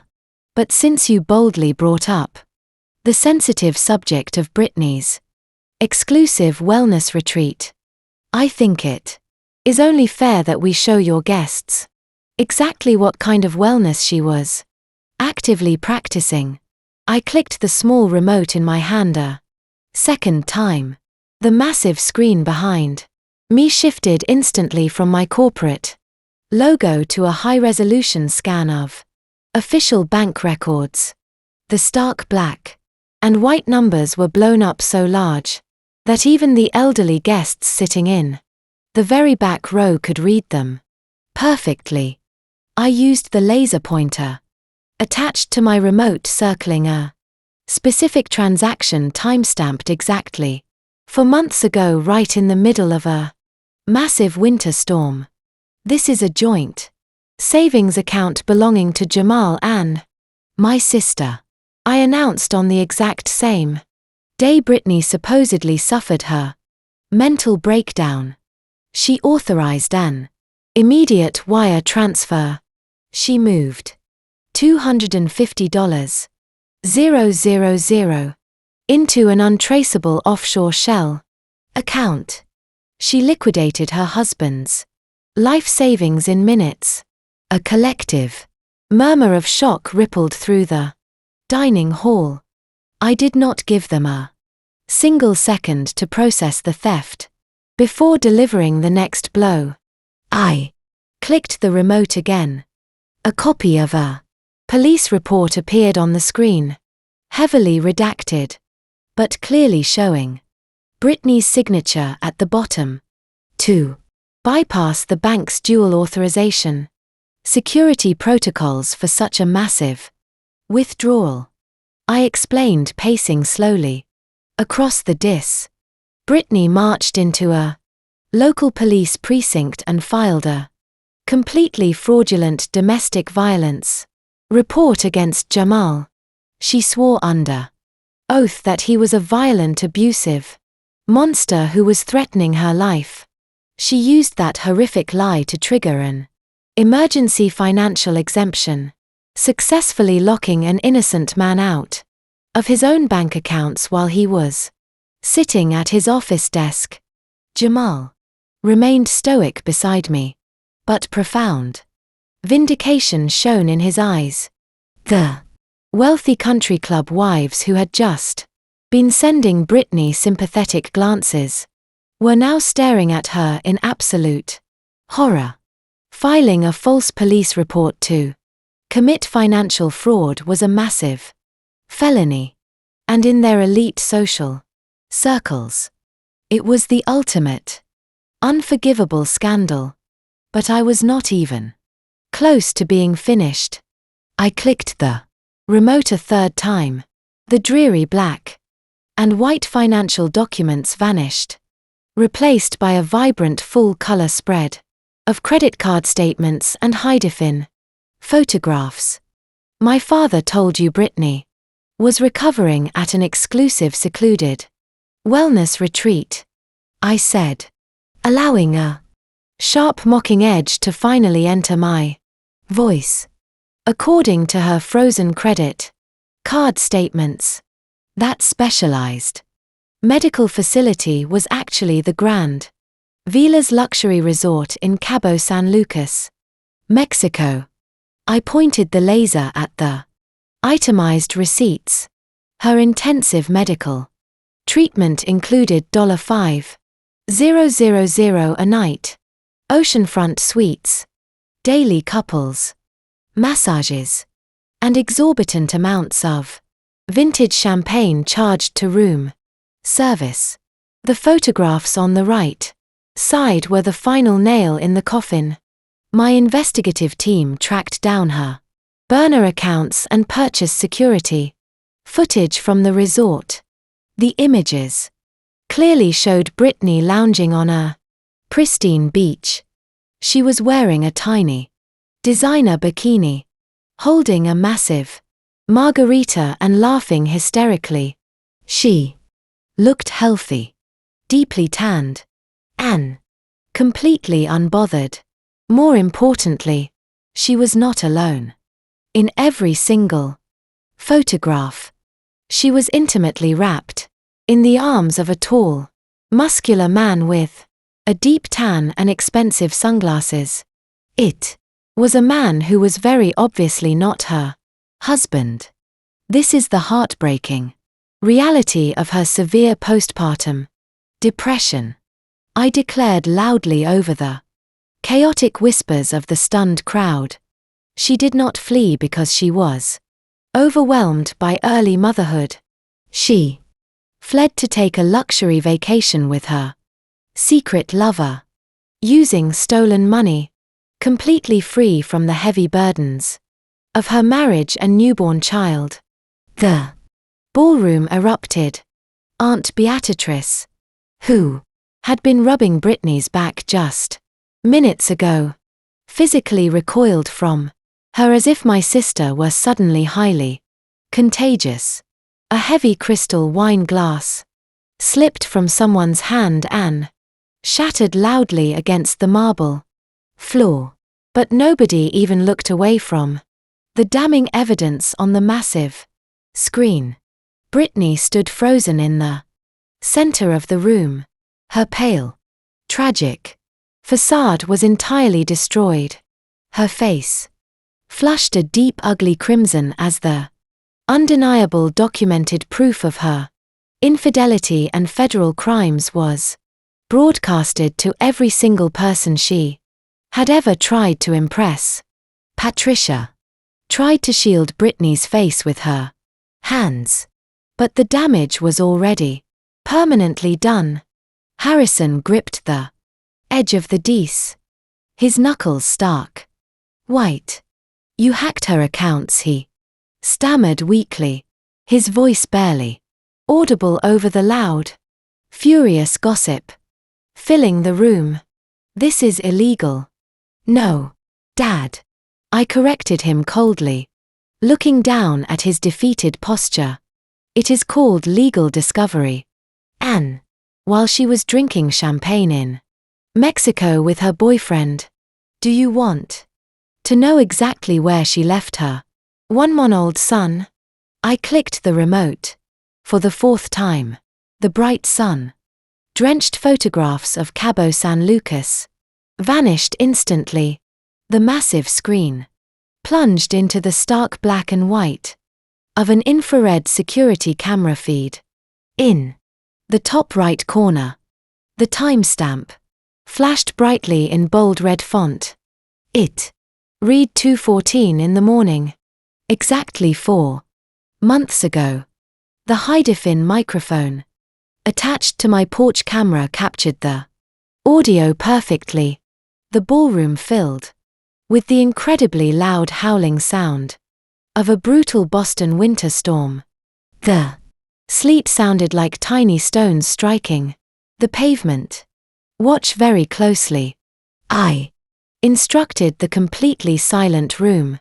"This is the exact moment my sister began her courageous journey to find herself."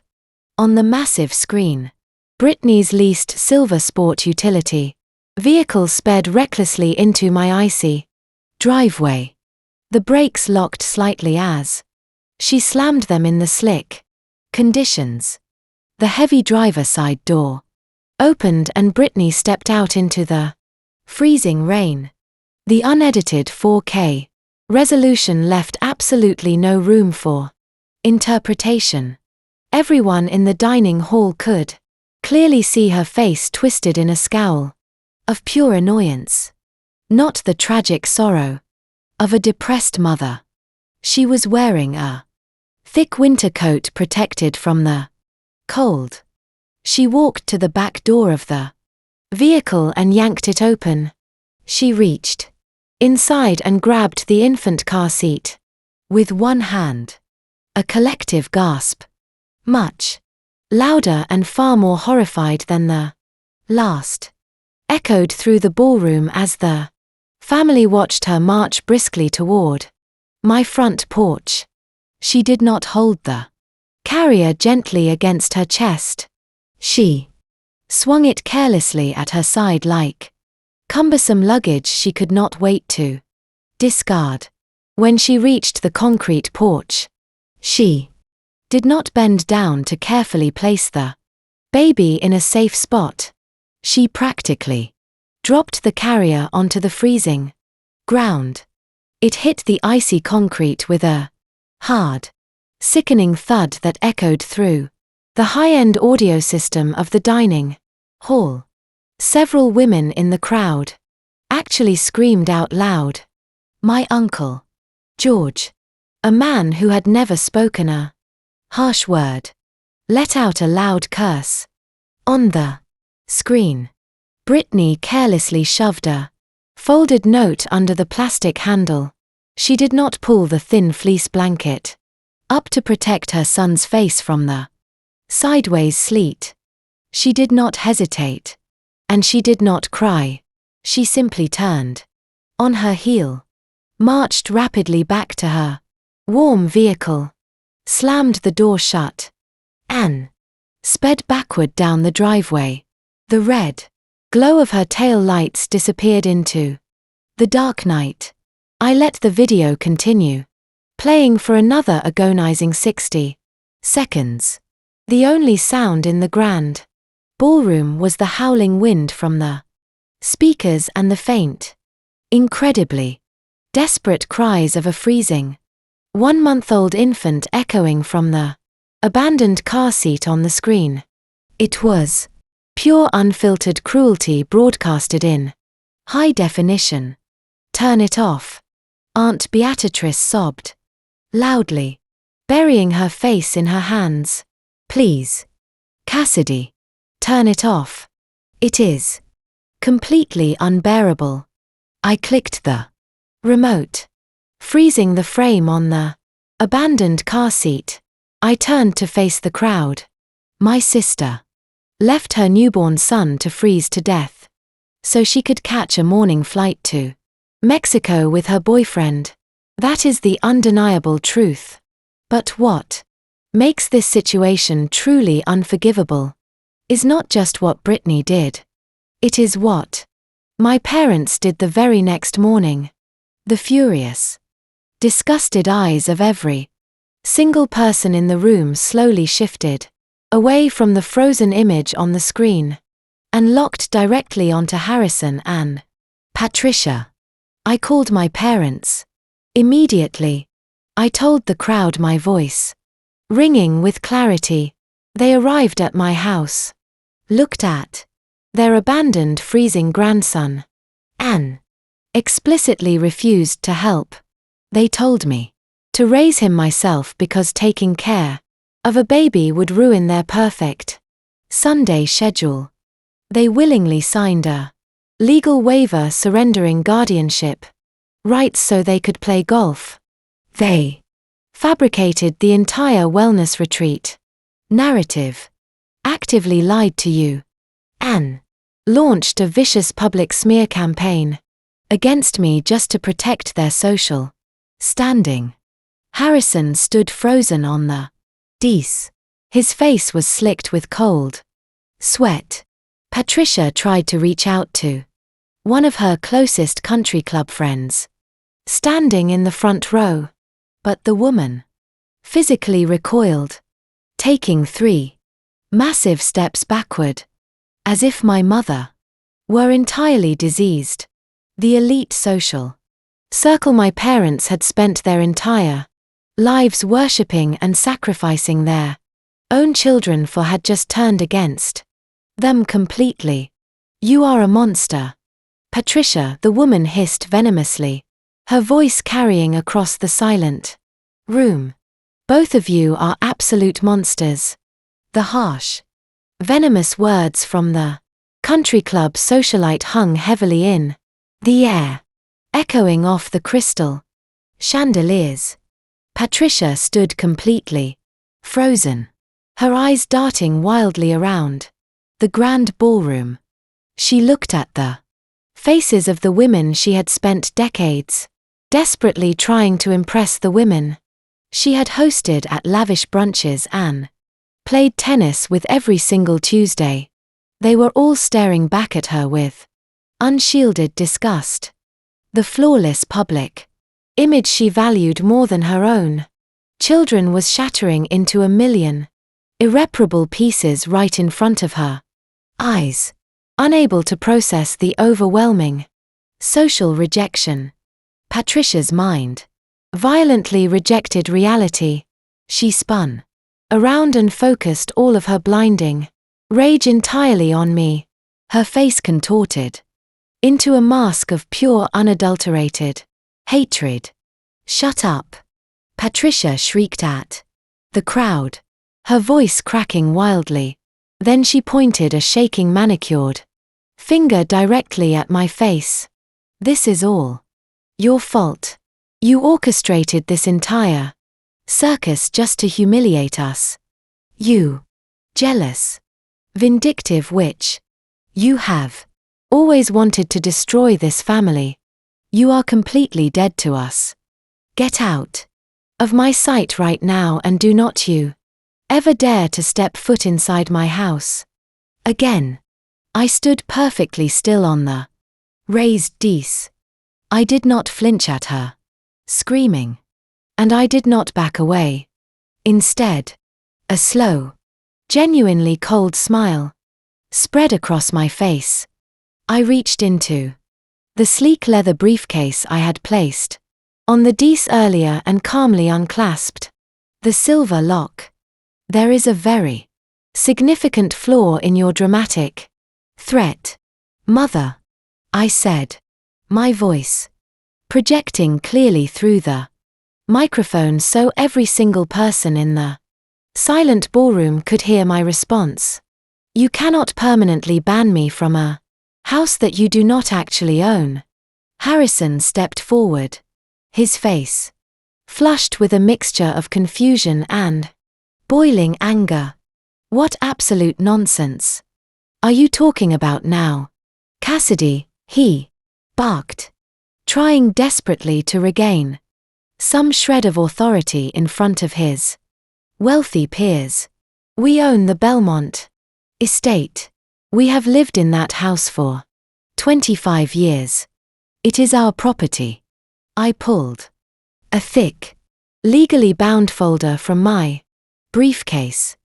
No, Dad. You owned the Belmont estate for 22 years. I corrected him, keeping my tone deadly calm and analytical.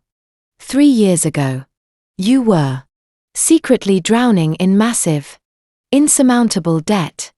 You drained your retirement accounts and took out high-interest loans just to quietly pay off Brittany's previous legal settlements and secret credit card debts. You hid it from everyone in this room. But you could not hide it from the bank. The bank initiated a formal foreclosure process to seize the mansion. Harrison went entirely pale. The color drained from his face so fast he looked physically ill. The crowd began whispering frantically again, completely shocked to learn the wealthy patriarch was secretly broke. You thought you were saved at the very last minute by a miraculous private investment firm called Apex Financial Holdings. I continued pacing slowly across the stage. They bought your foreclosed debt and offered you a restructured payment plan that allowed you to quietly stay in the mansion and keep up your pathetic facade of wealth. You enthusiastically signed the massive stack of paperwork without ever looking into who actually owned Apex Financial Holdings. I walked to the edge of the dais and looked directly down into my father's terrified eyes. Apex Financial Holdings is a private shell corporation entirely owned and operated by Vanguard Crisis Public Relations, I declared, letting the brutal reality wash over him. I bought your foreclosed debt, Dad. I own the deed to the Belmont estate. The monthly payments you have been making for the past 3 years are not a mortgage. They are rent payments. I am your landlord. Patricia let out a loud, hysterical gasp. That is a lie, she screamed, shaking her head aggressively. That is a complete and utter lie. I pulled the official state-certified property deed from the folder and tossed it effortlessly onto the cocktail table nearest to them.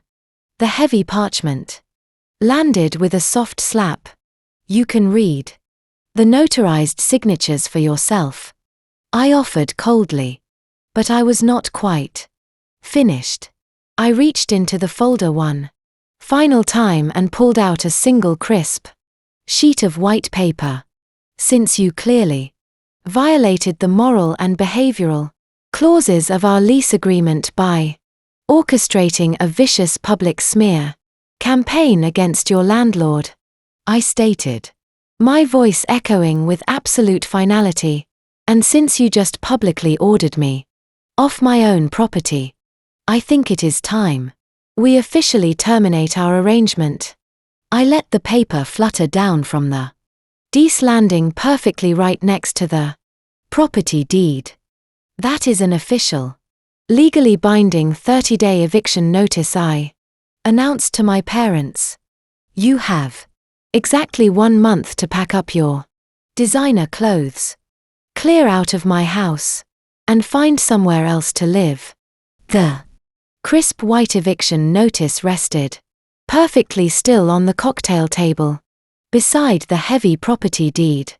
Patricia stared down at the terrifying piece of paper, her mouth opening and closing silently, as if she had completely forgotten how to speak.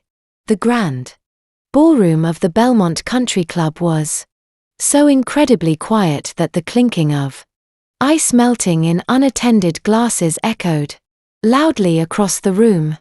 But that heavy, suffocating silence was suddenly broken by a piercing sound rapidly approaching from the street outside. It started as a faint high-pitched wail in the distance, but within seconds it multiplied and grew deafeningly loud. The unmistakable sound of multiple police sirens cut violently through the peaceful spring night. Slices of stark red and blue light began flashing rapidly through the massive floor, toe-sealing windows of the dining hall, painting the shocked faces of the country club elite in harsh alternating colors. A wave of fresh panic washed over the crowd. Guests began stepping away from my family, entirely clearing a wide path toward the grand entrance. The heavy, mahogany doors of the ballroom were suddenly pushed wide open. 2 uniformed Boston police officers stepped inside, immediately followed by 2 stern-looking men wearing dark windbreakers with the letters FBI printed boldly across their backs. Harrison stood frozen on the raised dais, his face pale and slick with cold sweat. Patricia instinctively grabbed Brittany's arm, trying to pull her youngest daughter behind her as if she could hide a grown woman from federal authorities in the middle of a brightly lit room.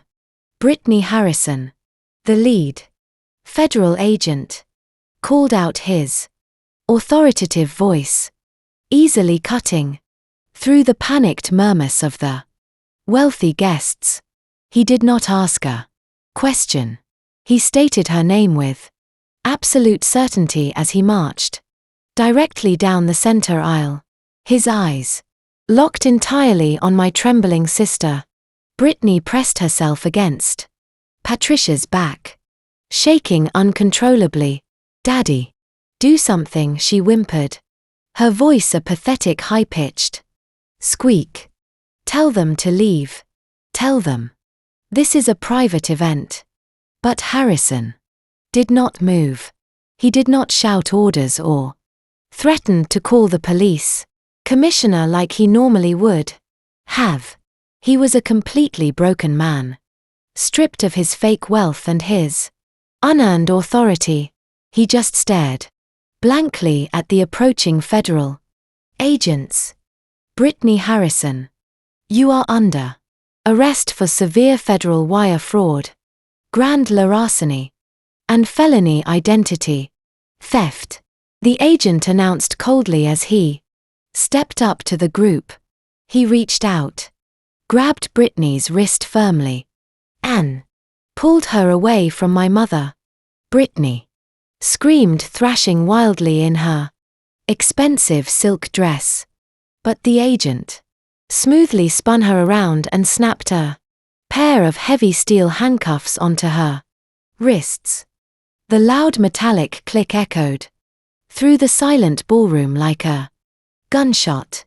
"You have the right to remain silent," the second agent recited, reading her Miranda rights as Brittany sobbed hysterically, her carefully applied makeup running in dark streaks down her face. Anything you say can and will be used against you in a court of law. Patricia lunged forward, her manicured claws extended. Get your hands off my daughter, she shrieked. You cannot arrest her. We are members of this club. One of the uniformed police officers instantly stepped into Patricia's path, resting his hand casually on his utility belt. I highly suggest you step back. Immediately, the officer warned in a low, dangerous tone. Unless you want to be arrested for interfering with a federal investigation.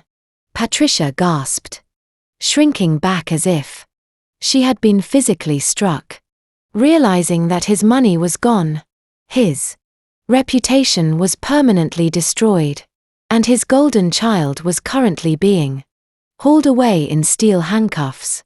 Harrison resorted to his absolute final, desperate tactic. He clutched his chest with both hands, letting out a loud, dramatic groan.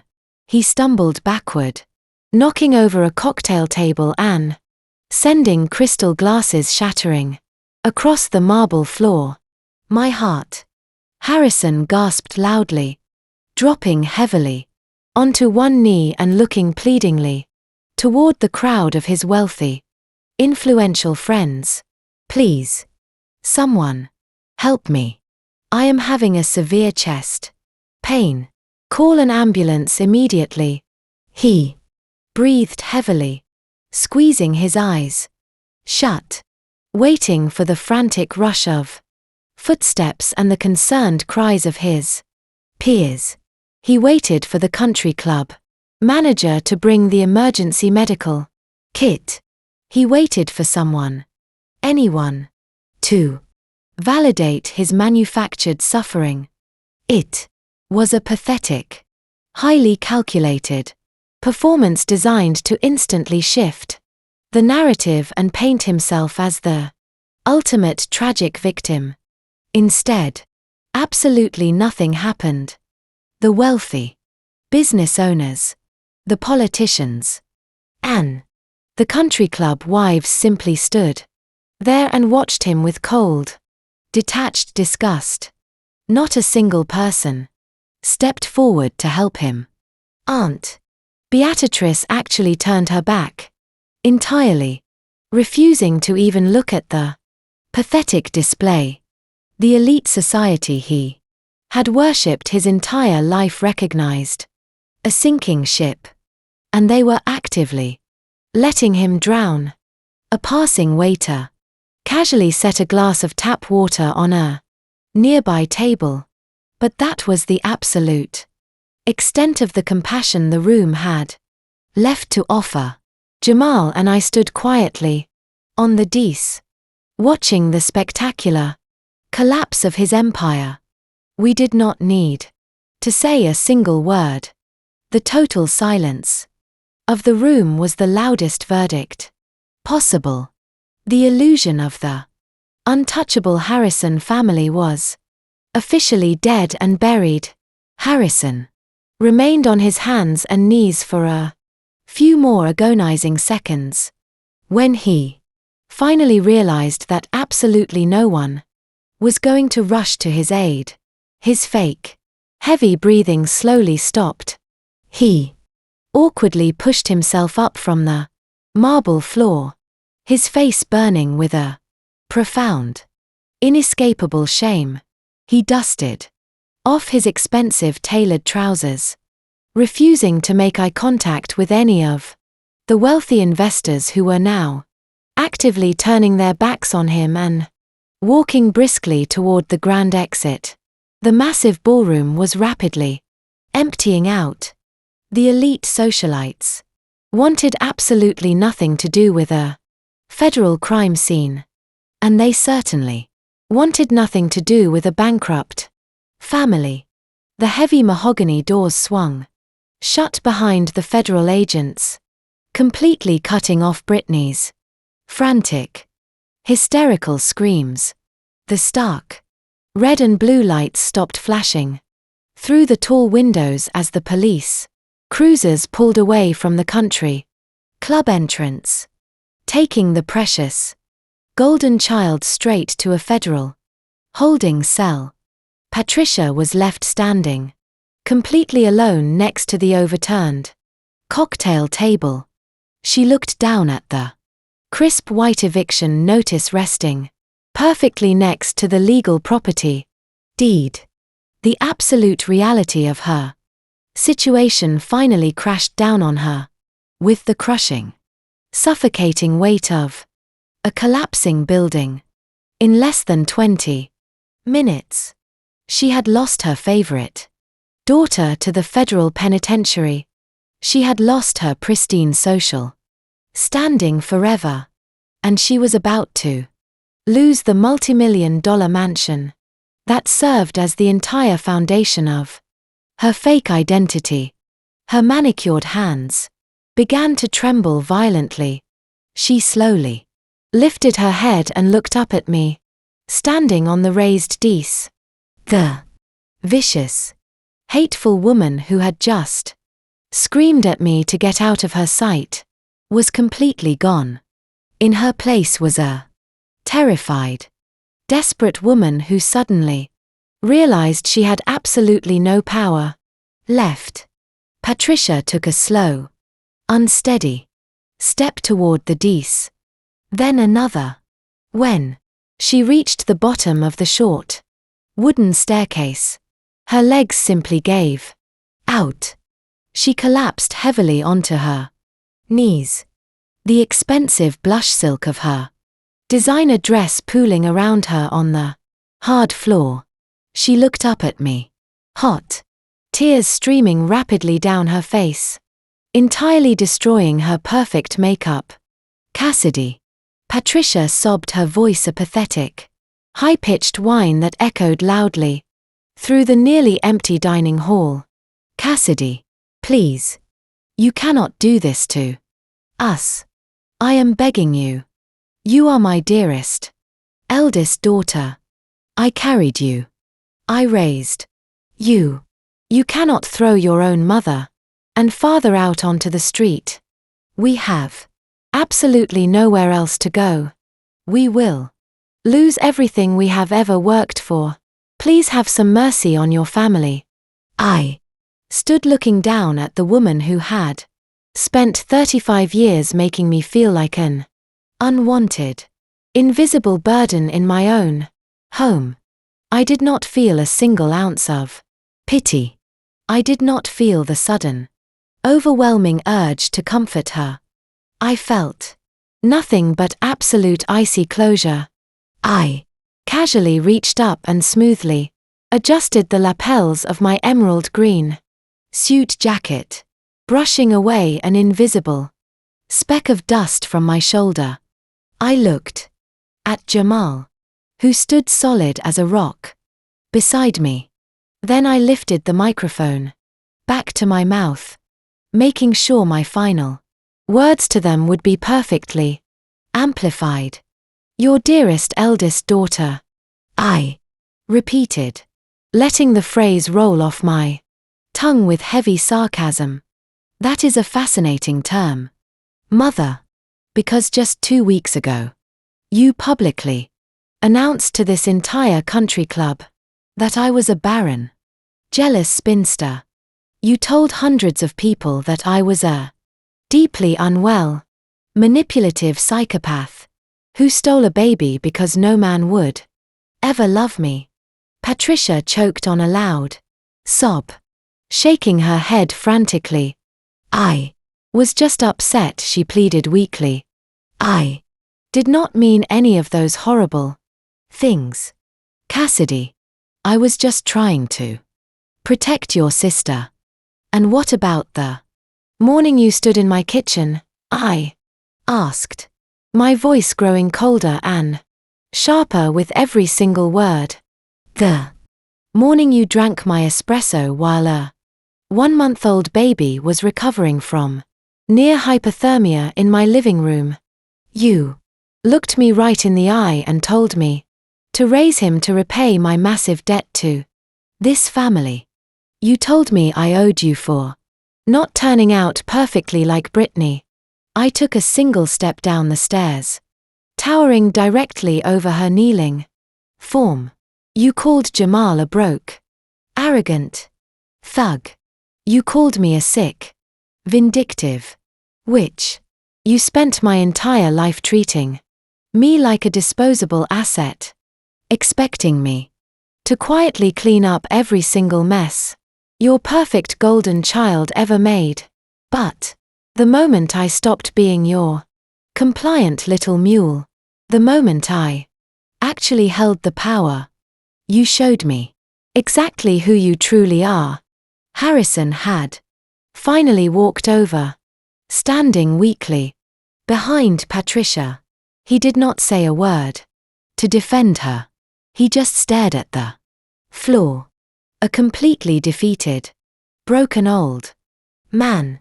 I am not throwing my family out onto the street, I told Patricia, my voice dropping to a deadly quiet whisper that still echoed perfectly through the microphone. Because you are not my family. Jamal and Leo are my family. You are simply a toxic tenant who has severely violated the terms of your lease agreement.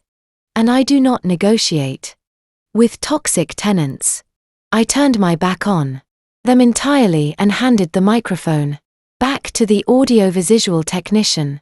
The 30-day countdown starts tomorrow morning at 9 o'clock, I said coldly over my shoulder.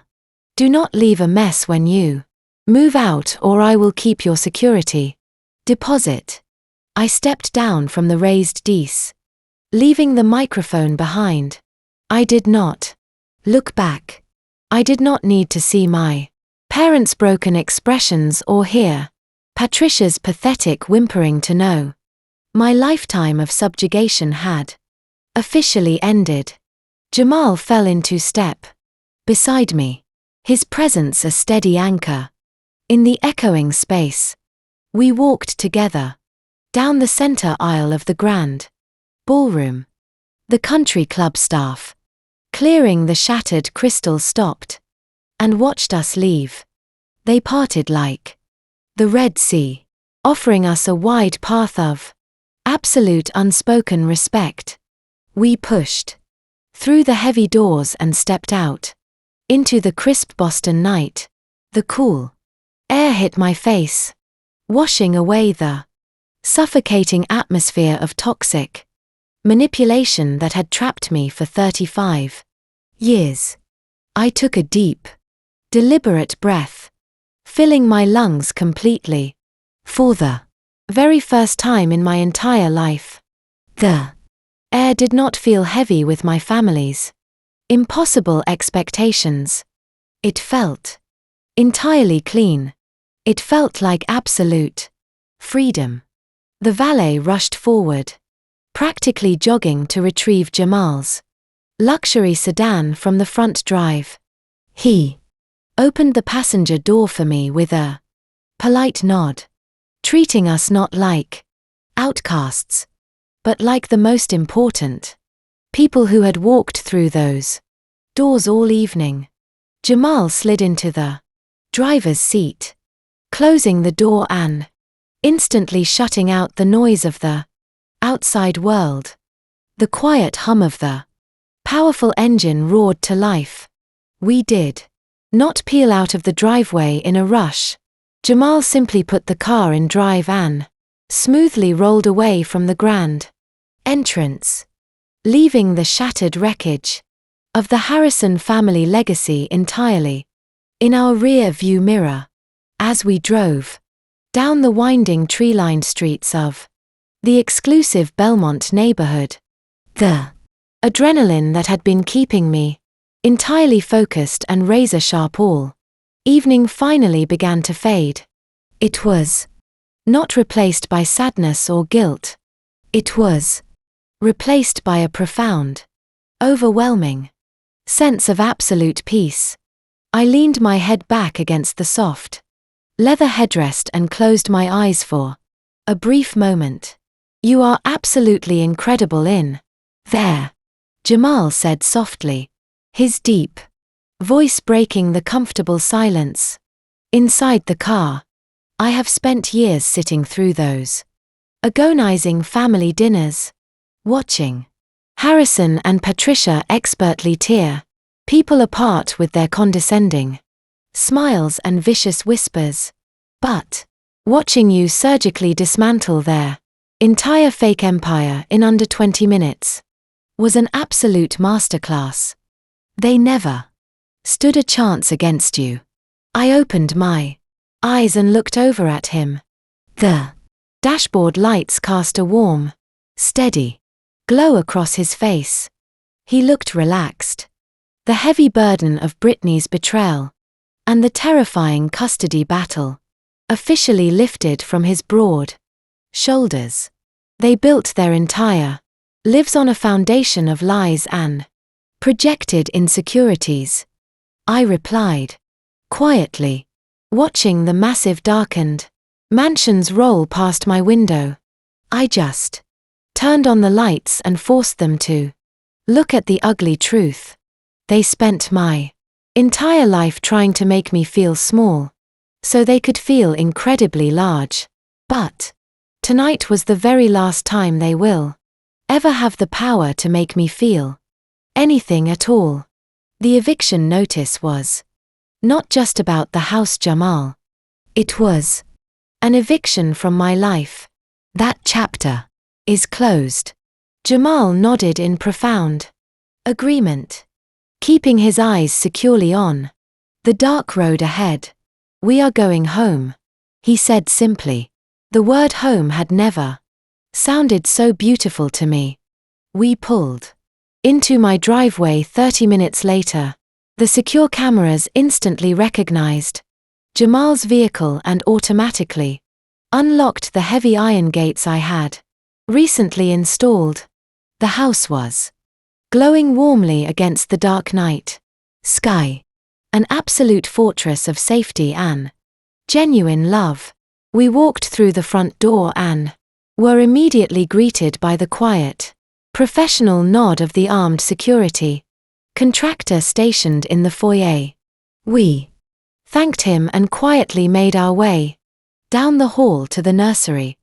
The pediatric nurse we had hired for the evening smiled warmly at us, packing up her bag as we entered the dimly lit room.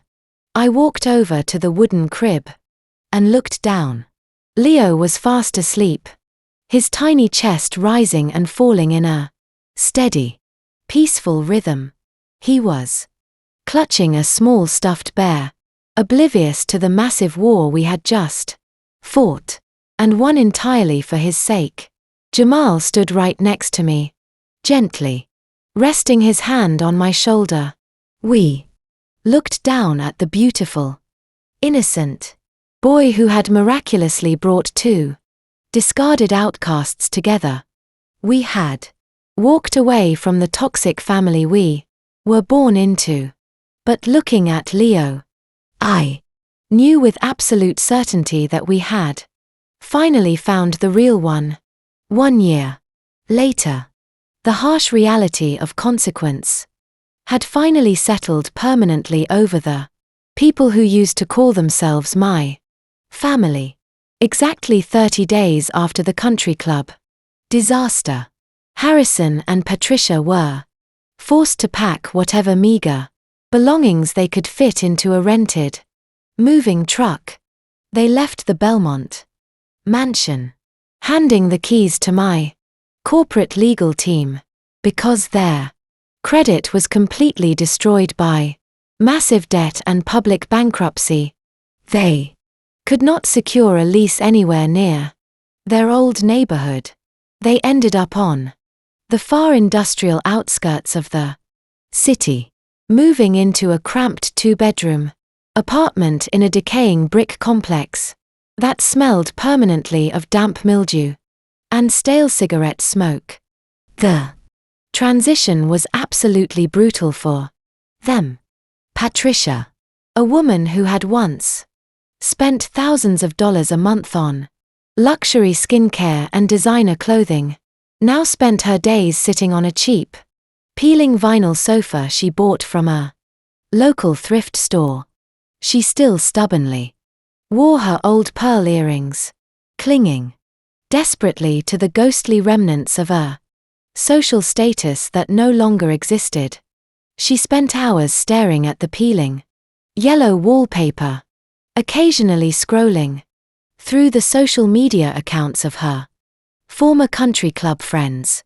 She watched from a cracked smartphone screen as the elite women she worshipped continued hosting lavish charity galas.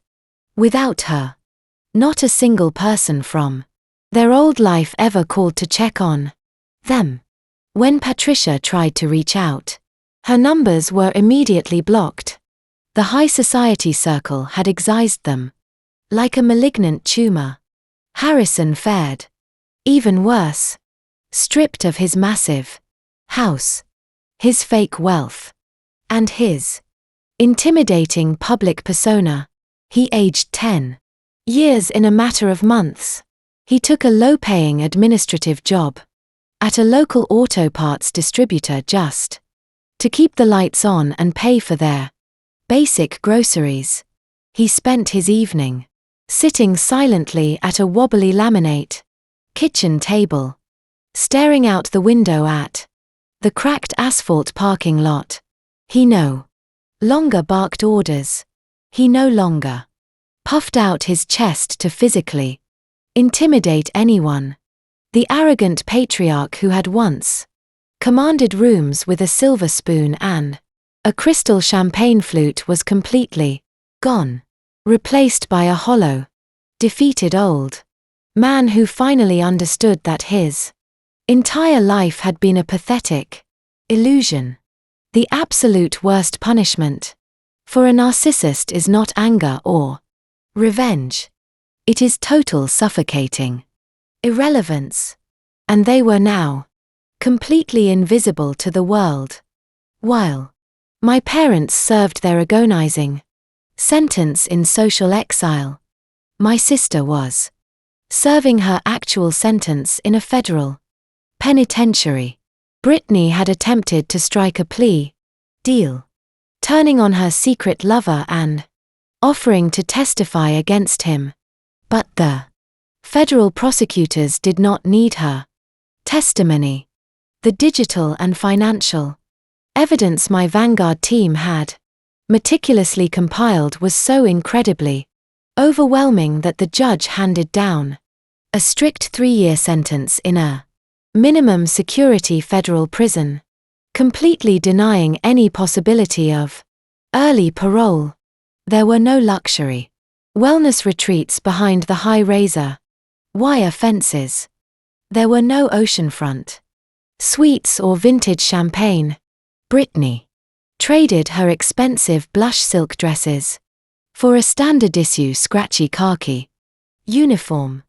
In the beginning, she tried to use her classic manipulation tactics. She tried crying on command, playing the fragile, misunderstood victim to gain sympathy from the prison guards and the other inmates, but fake tears hold no currency in a federal facility. For the first time in her 30 years of life, her striking blonde hair and her manufactured sorrow could not buy her a single ounce of special treatment. She was forced to wake up at dawn, scrub the heavy cafeteria floors, and sit alone in a cold, barren concrete cell with the crushing weight of her choices. She was allowed one phone call a week. She usually called Patricia and they would spend their 15 minutes crying together. Two incredibly selfish women mourning the death of their unearned privilege. They had lost everything because they simply could not stop themselves from wanting more, and because they fundamentally underestimated the quiet, invisible daughter they thought they could control forever. They were entirely trapped in prisons of their own making, both literal and metaphorical. Meanwhile, miles away from their misery, the sun was shining brightly on the life I had built from the ashes of their destruction. The stark contrast between their dark, isolated reality and the vibrant, loving home Jamal and I had created was profound. We did not spend our days looking backward at the ruins. We were far too busy looking forward toward our bright future. We had a beautiful son to raise, demanding careers to manage, and a massive fortune to enjoy together, without any toxic shadows looming heavily over us. 2 full years have passed since the night the Harrison family empire officially collapsed. I am currently sitting in my expansive corner office at Vanguard Crisis Public Relations. The floor-to-ceiling windows offer a breathtaking view of the Boston skyline, bathed in the golden light of a Tuesday afternoon.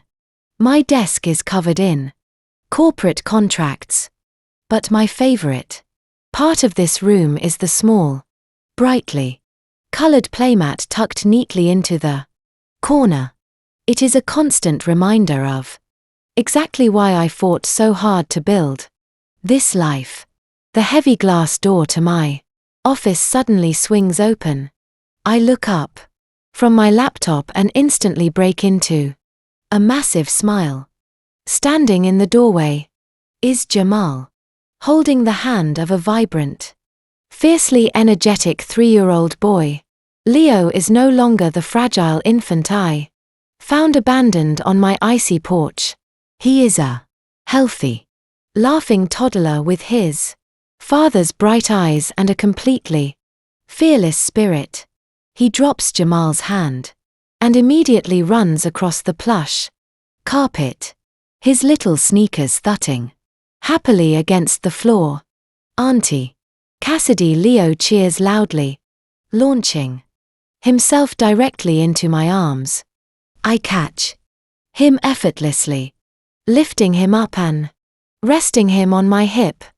I press a kiss to his forehead, breathing in the sweet scent of his baby shampoo. He wraps his small arms tightly around my neck. Jamal walks in behind him, taking a seat on the leather sofa opposite my desk. Jamal looks incredibly rested and genuinely happy. He used his massive intellectual property settlement to launch his own boutique data analytics firm, and he is thriving both professionally and personally. We are heading down to the park by the harbor, Jamal says, his voice filled with that deep familiar warmth. We wanted to see if you wanted to escape corporate America for an hour to feed the ducks with us. I look at the two of them, my heart swelling with profound gratitude. Jamal and I never forced a traditional romantic relationship to make things easier for the outside world to understand. We did not need a marriage certificate to prove our unwavering commitment to this child. We built an unbreakable partnership rooted in absolute mutual respect, a shared history of surviving betrayal, and a fierce love for the boy who brought us together. We are an unconventional family, but we are exactly the family we were always meant to be. I grab my coat and purse, ready to leave my billion-dollar firm behind for an afternoon in the park. But before I walk out the door, I turn to look directly at you. I want to take a moment to speak to anyone listening to this story who feels trapped in the exact same dark suffocating shadow I lived in for 35 years. For my entire life, I believed that family was an inescapable life sentence. I believed that because we shared the same blood, I was permanently obligated to endure their emotional abuse, their relentless manipulation, and their cruel favoritism. Society constantly tells us that we must forgive and forget no matter how deeply our relatives destroy our mental health. But I am standing here today to tell you that this is a complete lie. Blood does not give anyone a free pass to treat you like collateral damage. You do not owe your loyalty to people who only value you when they need someone to clean up their toxic messes. Sometimes the most powerful and terrifying thing you can do is simply walk away from the table where respect is no longer being served. Setting ironclad boundaries is not an act of cruelty. It is the ultimate act of self-preservation. When you finally stop pouring all of your precious energy into people who actively drain you, you create the necessary space for genuine, unconditional love to enter your life. Have you ever had to walk away from a toxic family member to protect your own peace? Have you ever built a beautiful, unconventional family of your own after being abandoned by the people who were supposed to love you? I would absolutely love to hear your personal stories of triumph and resilience in the comment section below. Please hit the like button and subscribe to this channel if my journey resonated with you today. Share this video with anyone who might be struggling with a toxic family dynamic and needs a firm reminder that they hold the absolute power to rewrite their own story. Thank you so much for watching, and remember, the best revenge is simply living a massively successful, profoundly happy life without them. The incredible journey we just witnessed teaches a profound and necessary lesson about the true definition of family. For generations, society has pushed the narrative that blood is thicker than water, implying that we must endure endless manipulation, emotional abuse, and disrespect simply because we share DNA with our abusers. However, this story shatters that harmful illusion, proving that biological ties do not give anyone a free pass to treat you like collateral damage. The most empowering takeaway is that setting firm, unyielding boundaries with toxic relatives is not an act of cruelty or selfishness. It is the ultimate act of self-preservation. For 35 years, the main character was treated as an invisible burden expected to absorb the failures of the golden child and cater to the narcissistic demands of her parents. But the moment she recognized her own worth and stopped seeking their conditional validation, she stripped them of all their power. Furthermore, we learn that family is not something you are strictly born into. It is something you can actively choose and create by stepping up to protect a vulnerable infant and forging an alliance built on mutual respect with someone else who had been discarded. She built a beautiful, authentic home. True family members are the people who fiercely protect your peace, stand by your side during the darkest storms, and celebrate your power, rather than trying to diminish it. Sometimes walking away from the table, where love is no longer being served, is the absolute best way to finally find the peace you truly deserve. If you have ever had to walk away from a toxic situation to protect your own peace, please share your story in the comments below and subscribe to join a community that celebrates healing and resilience.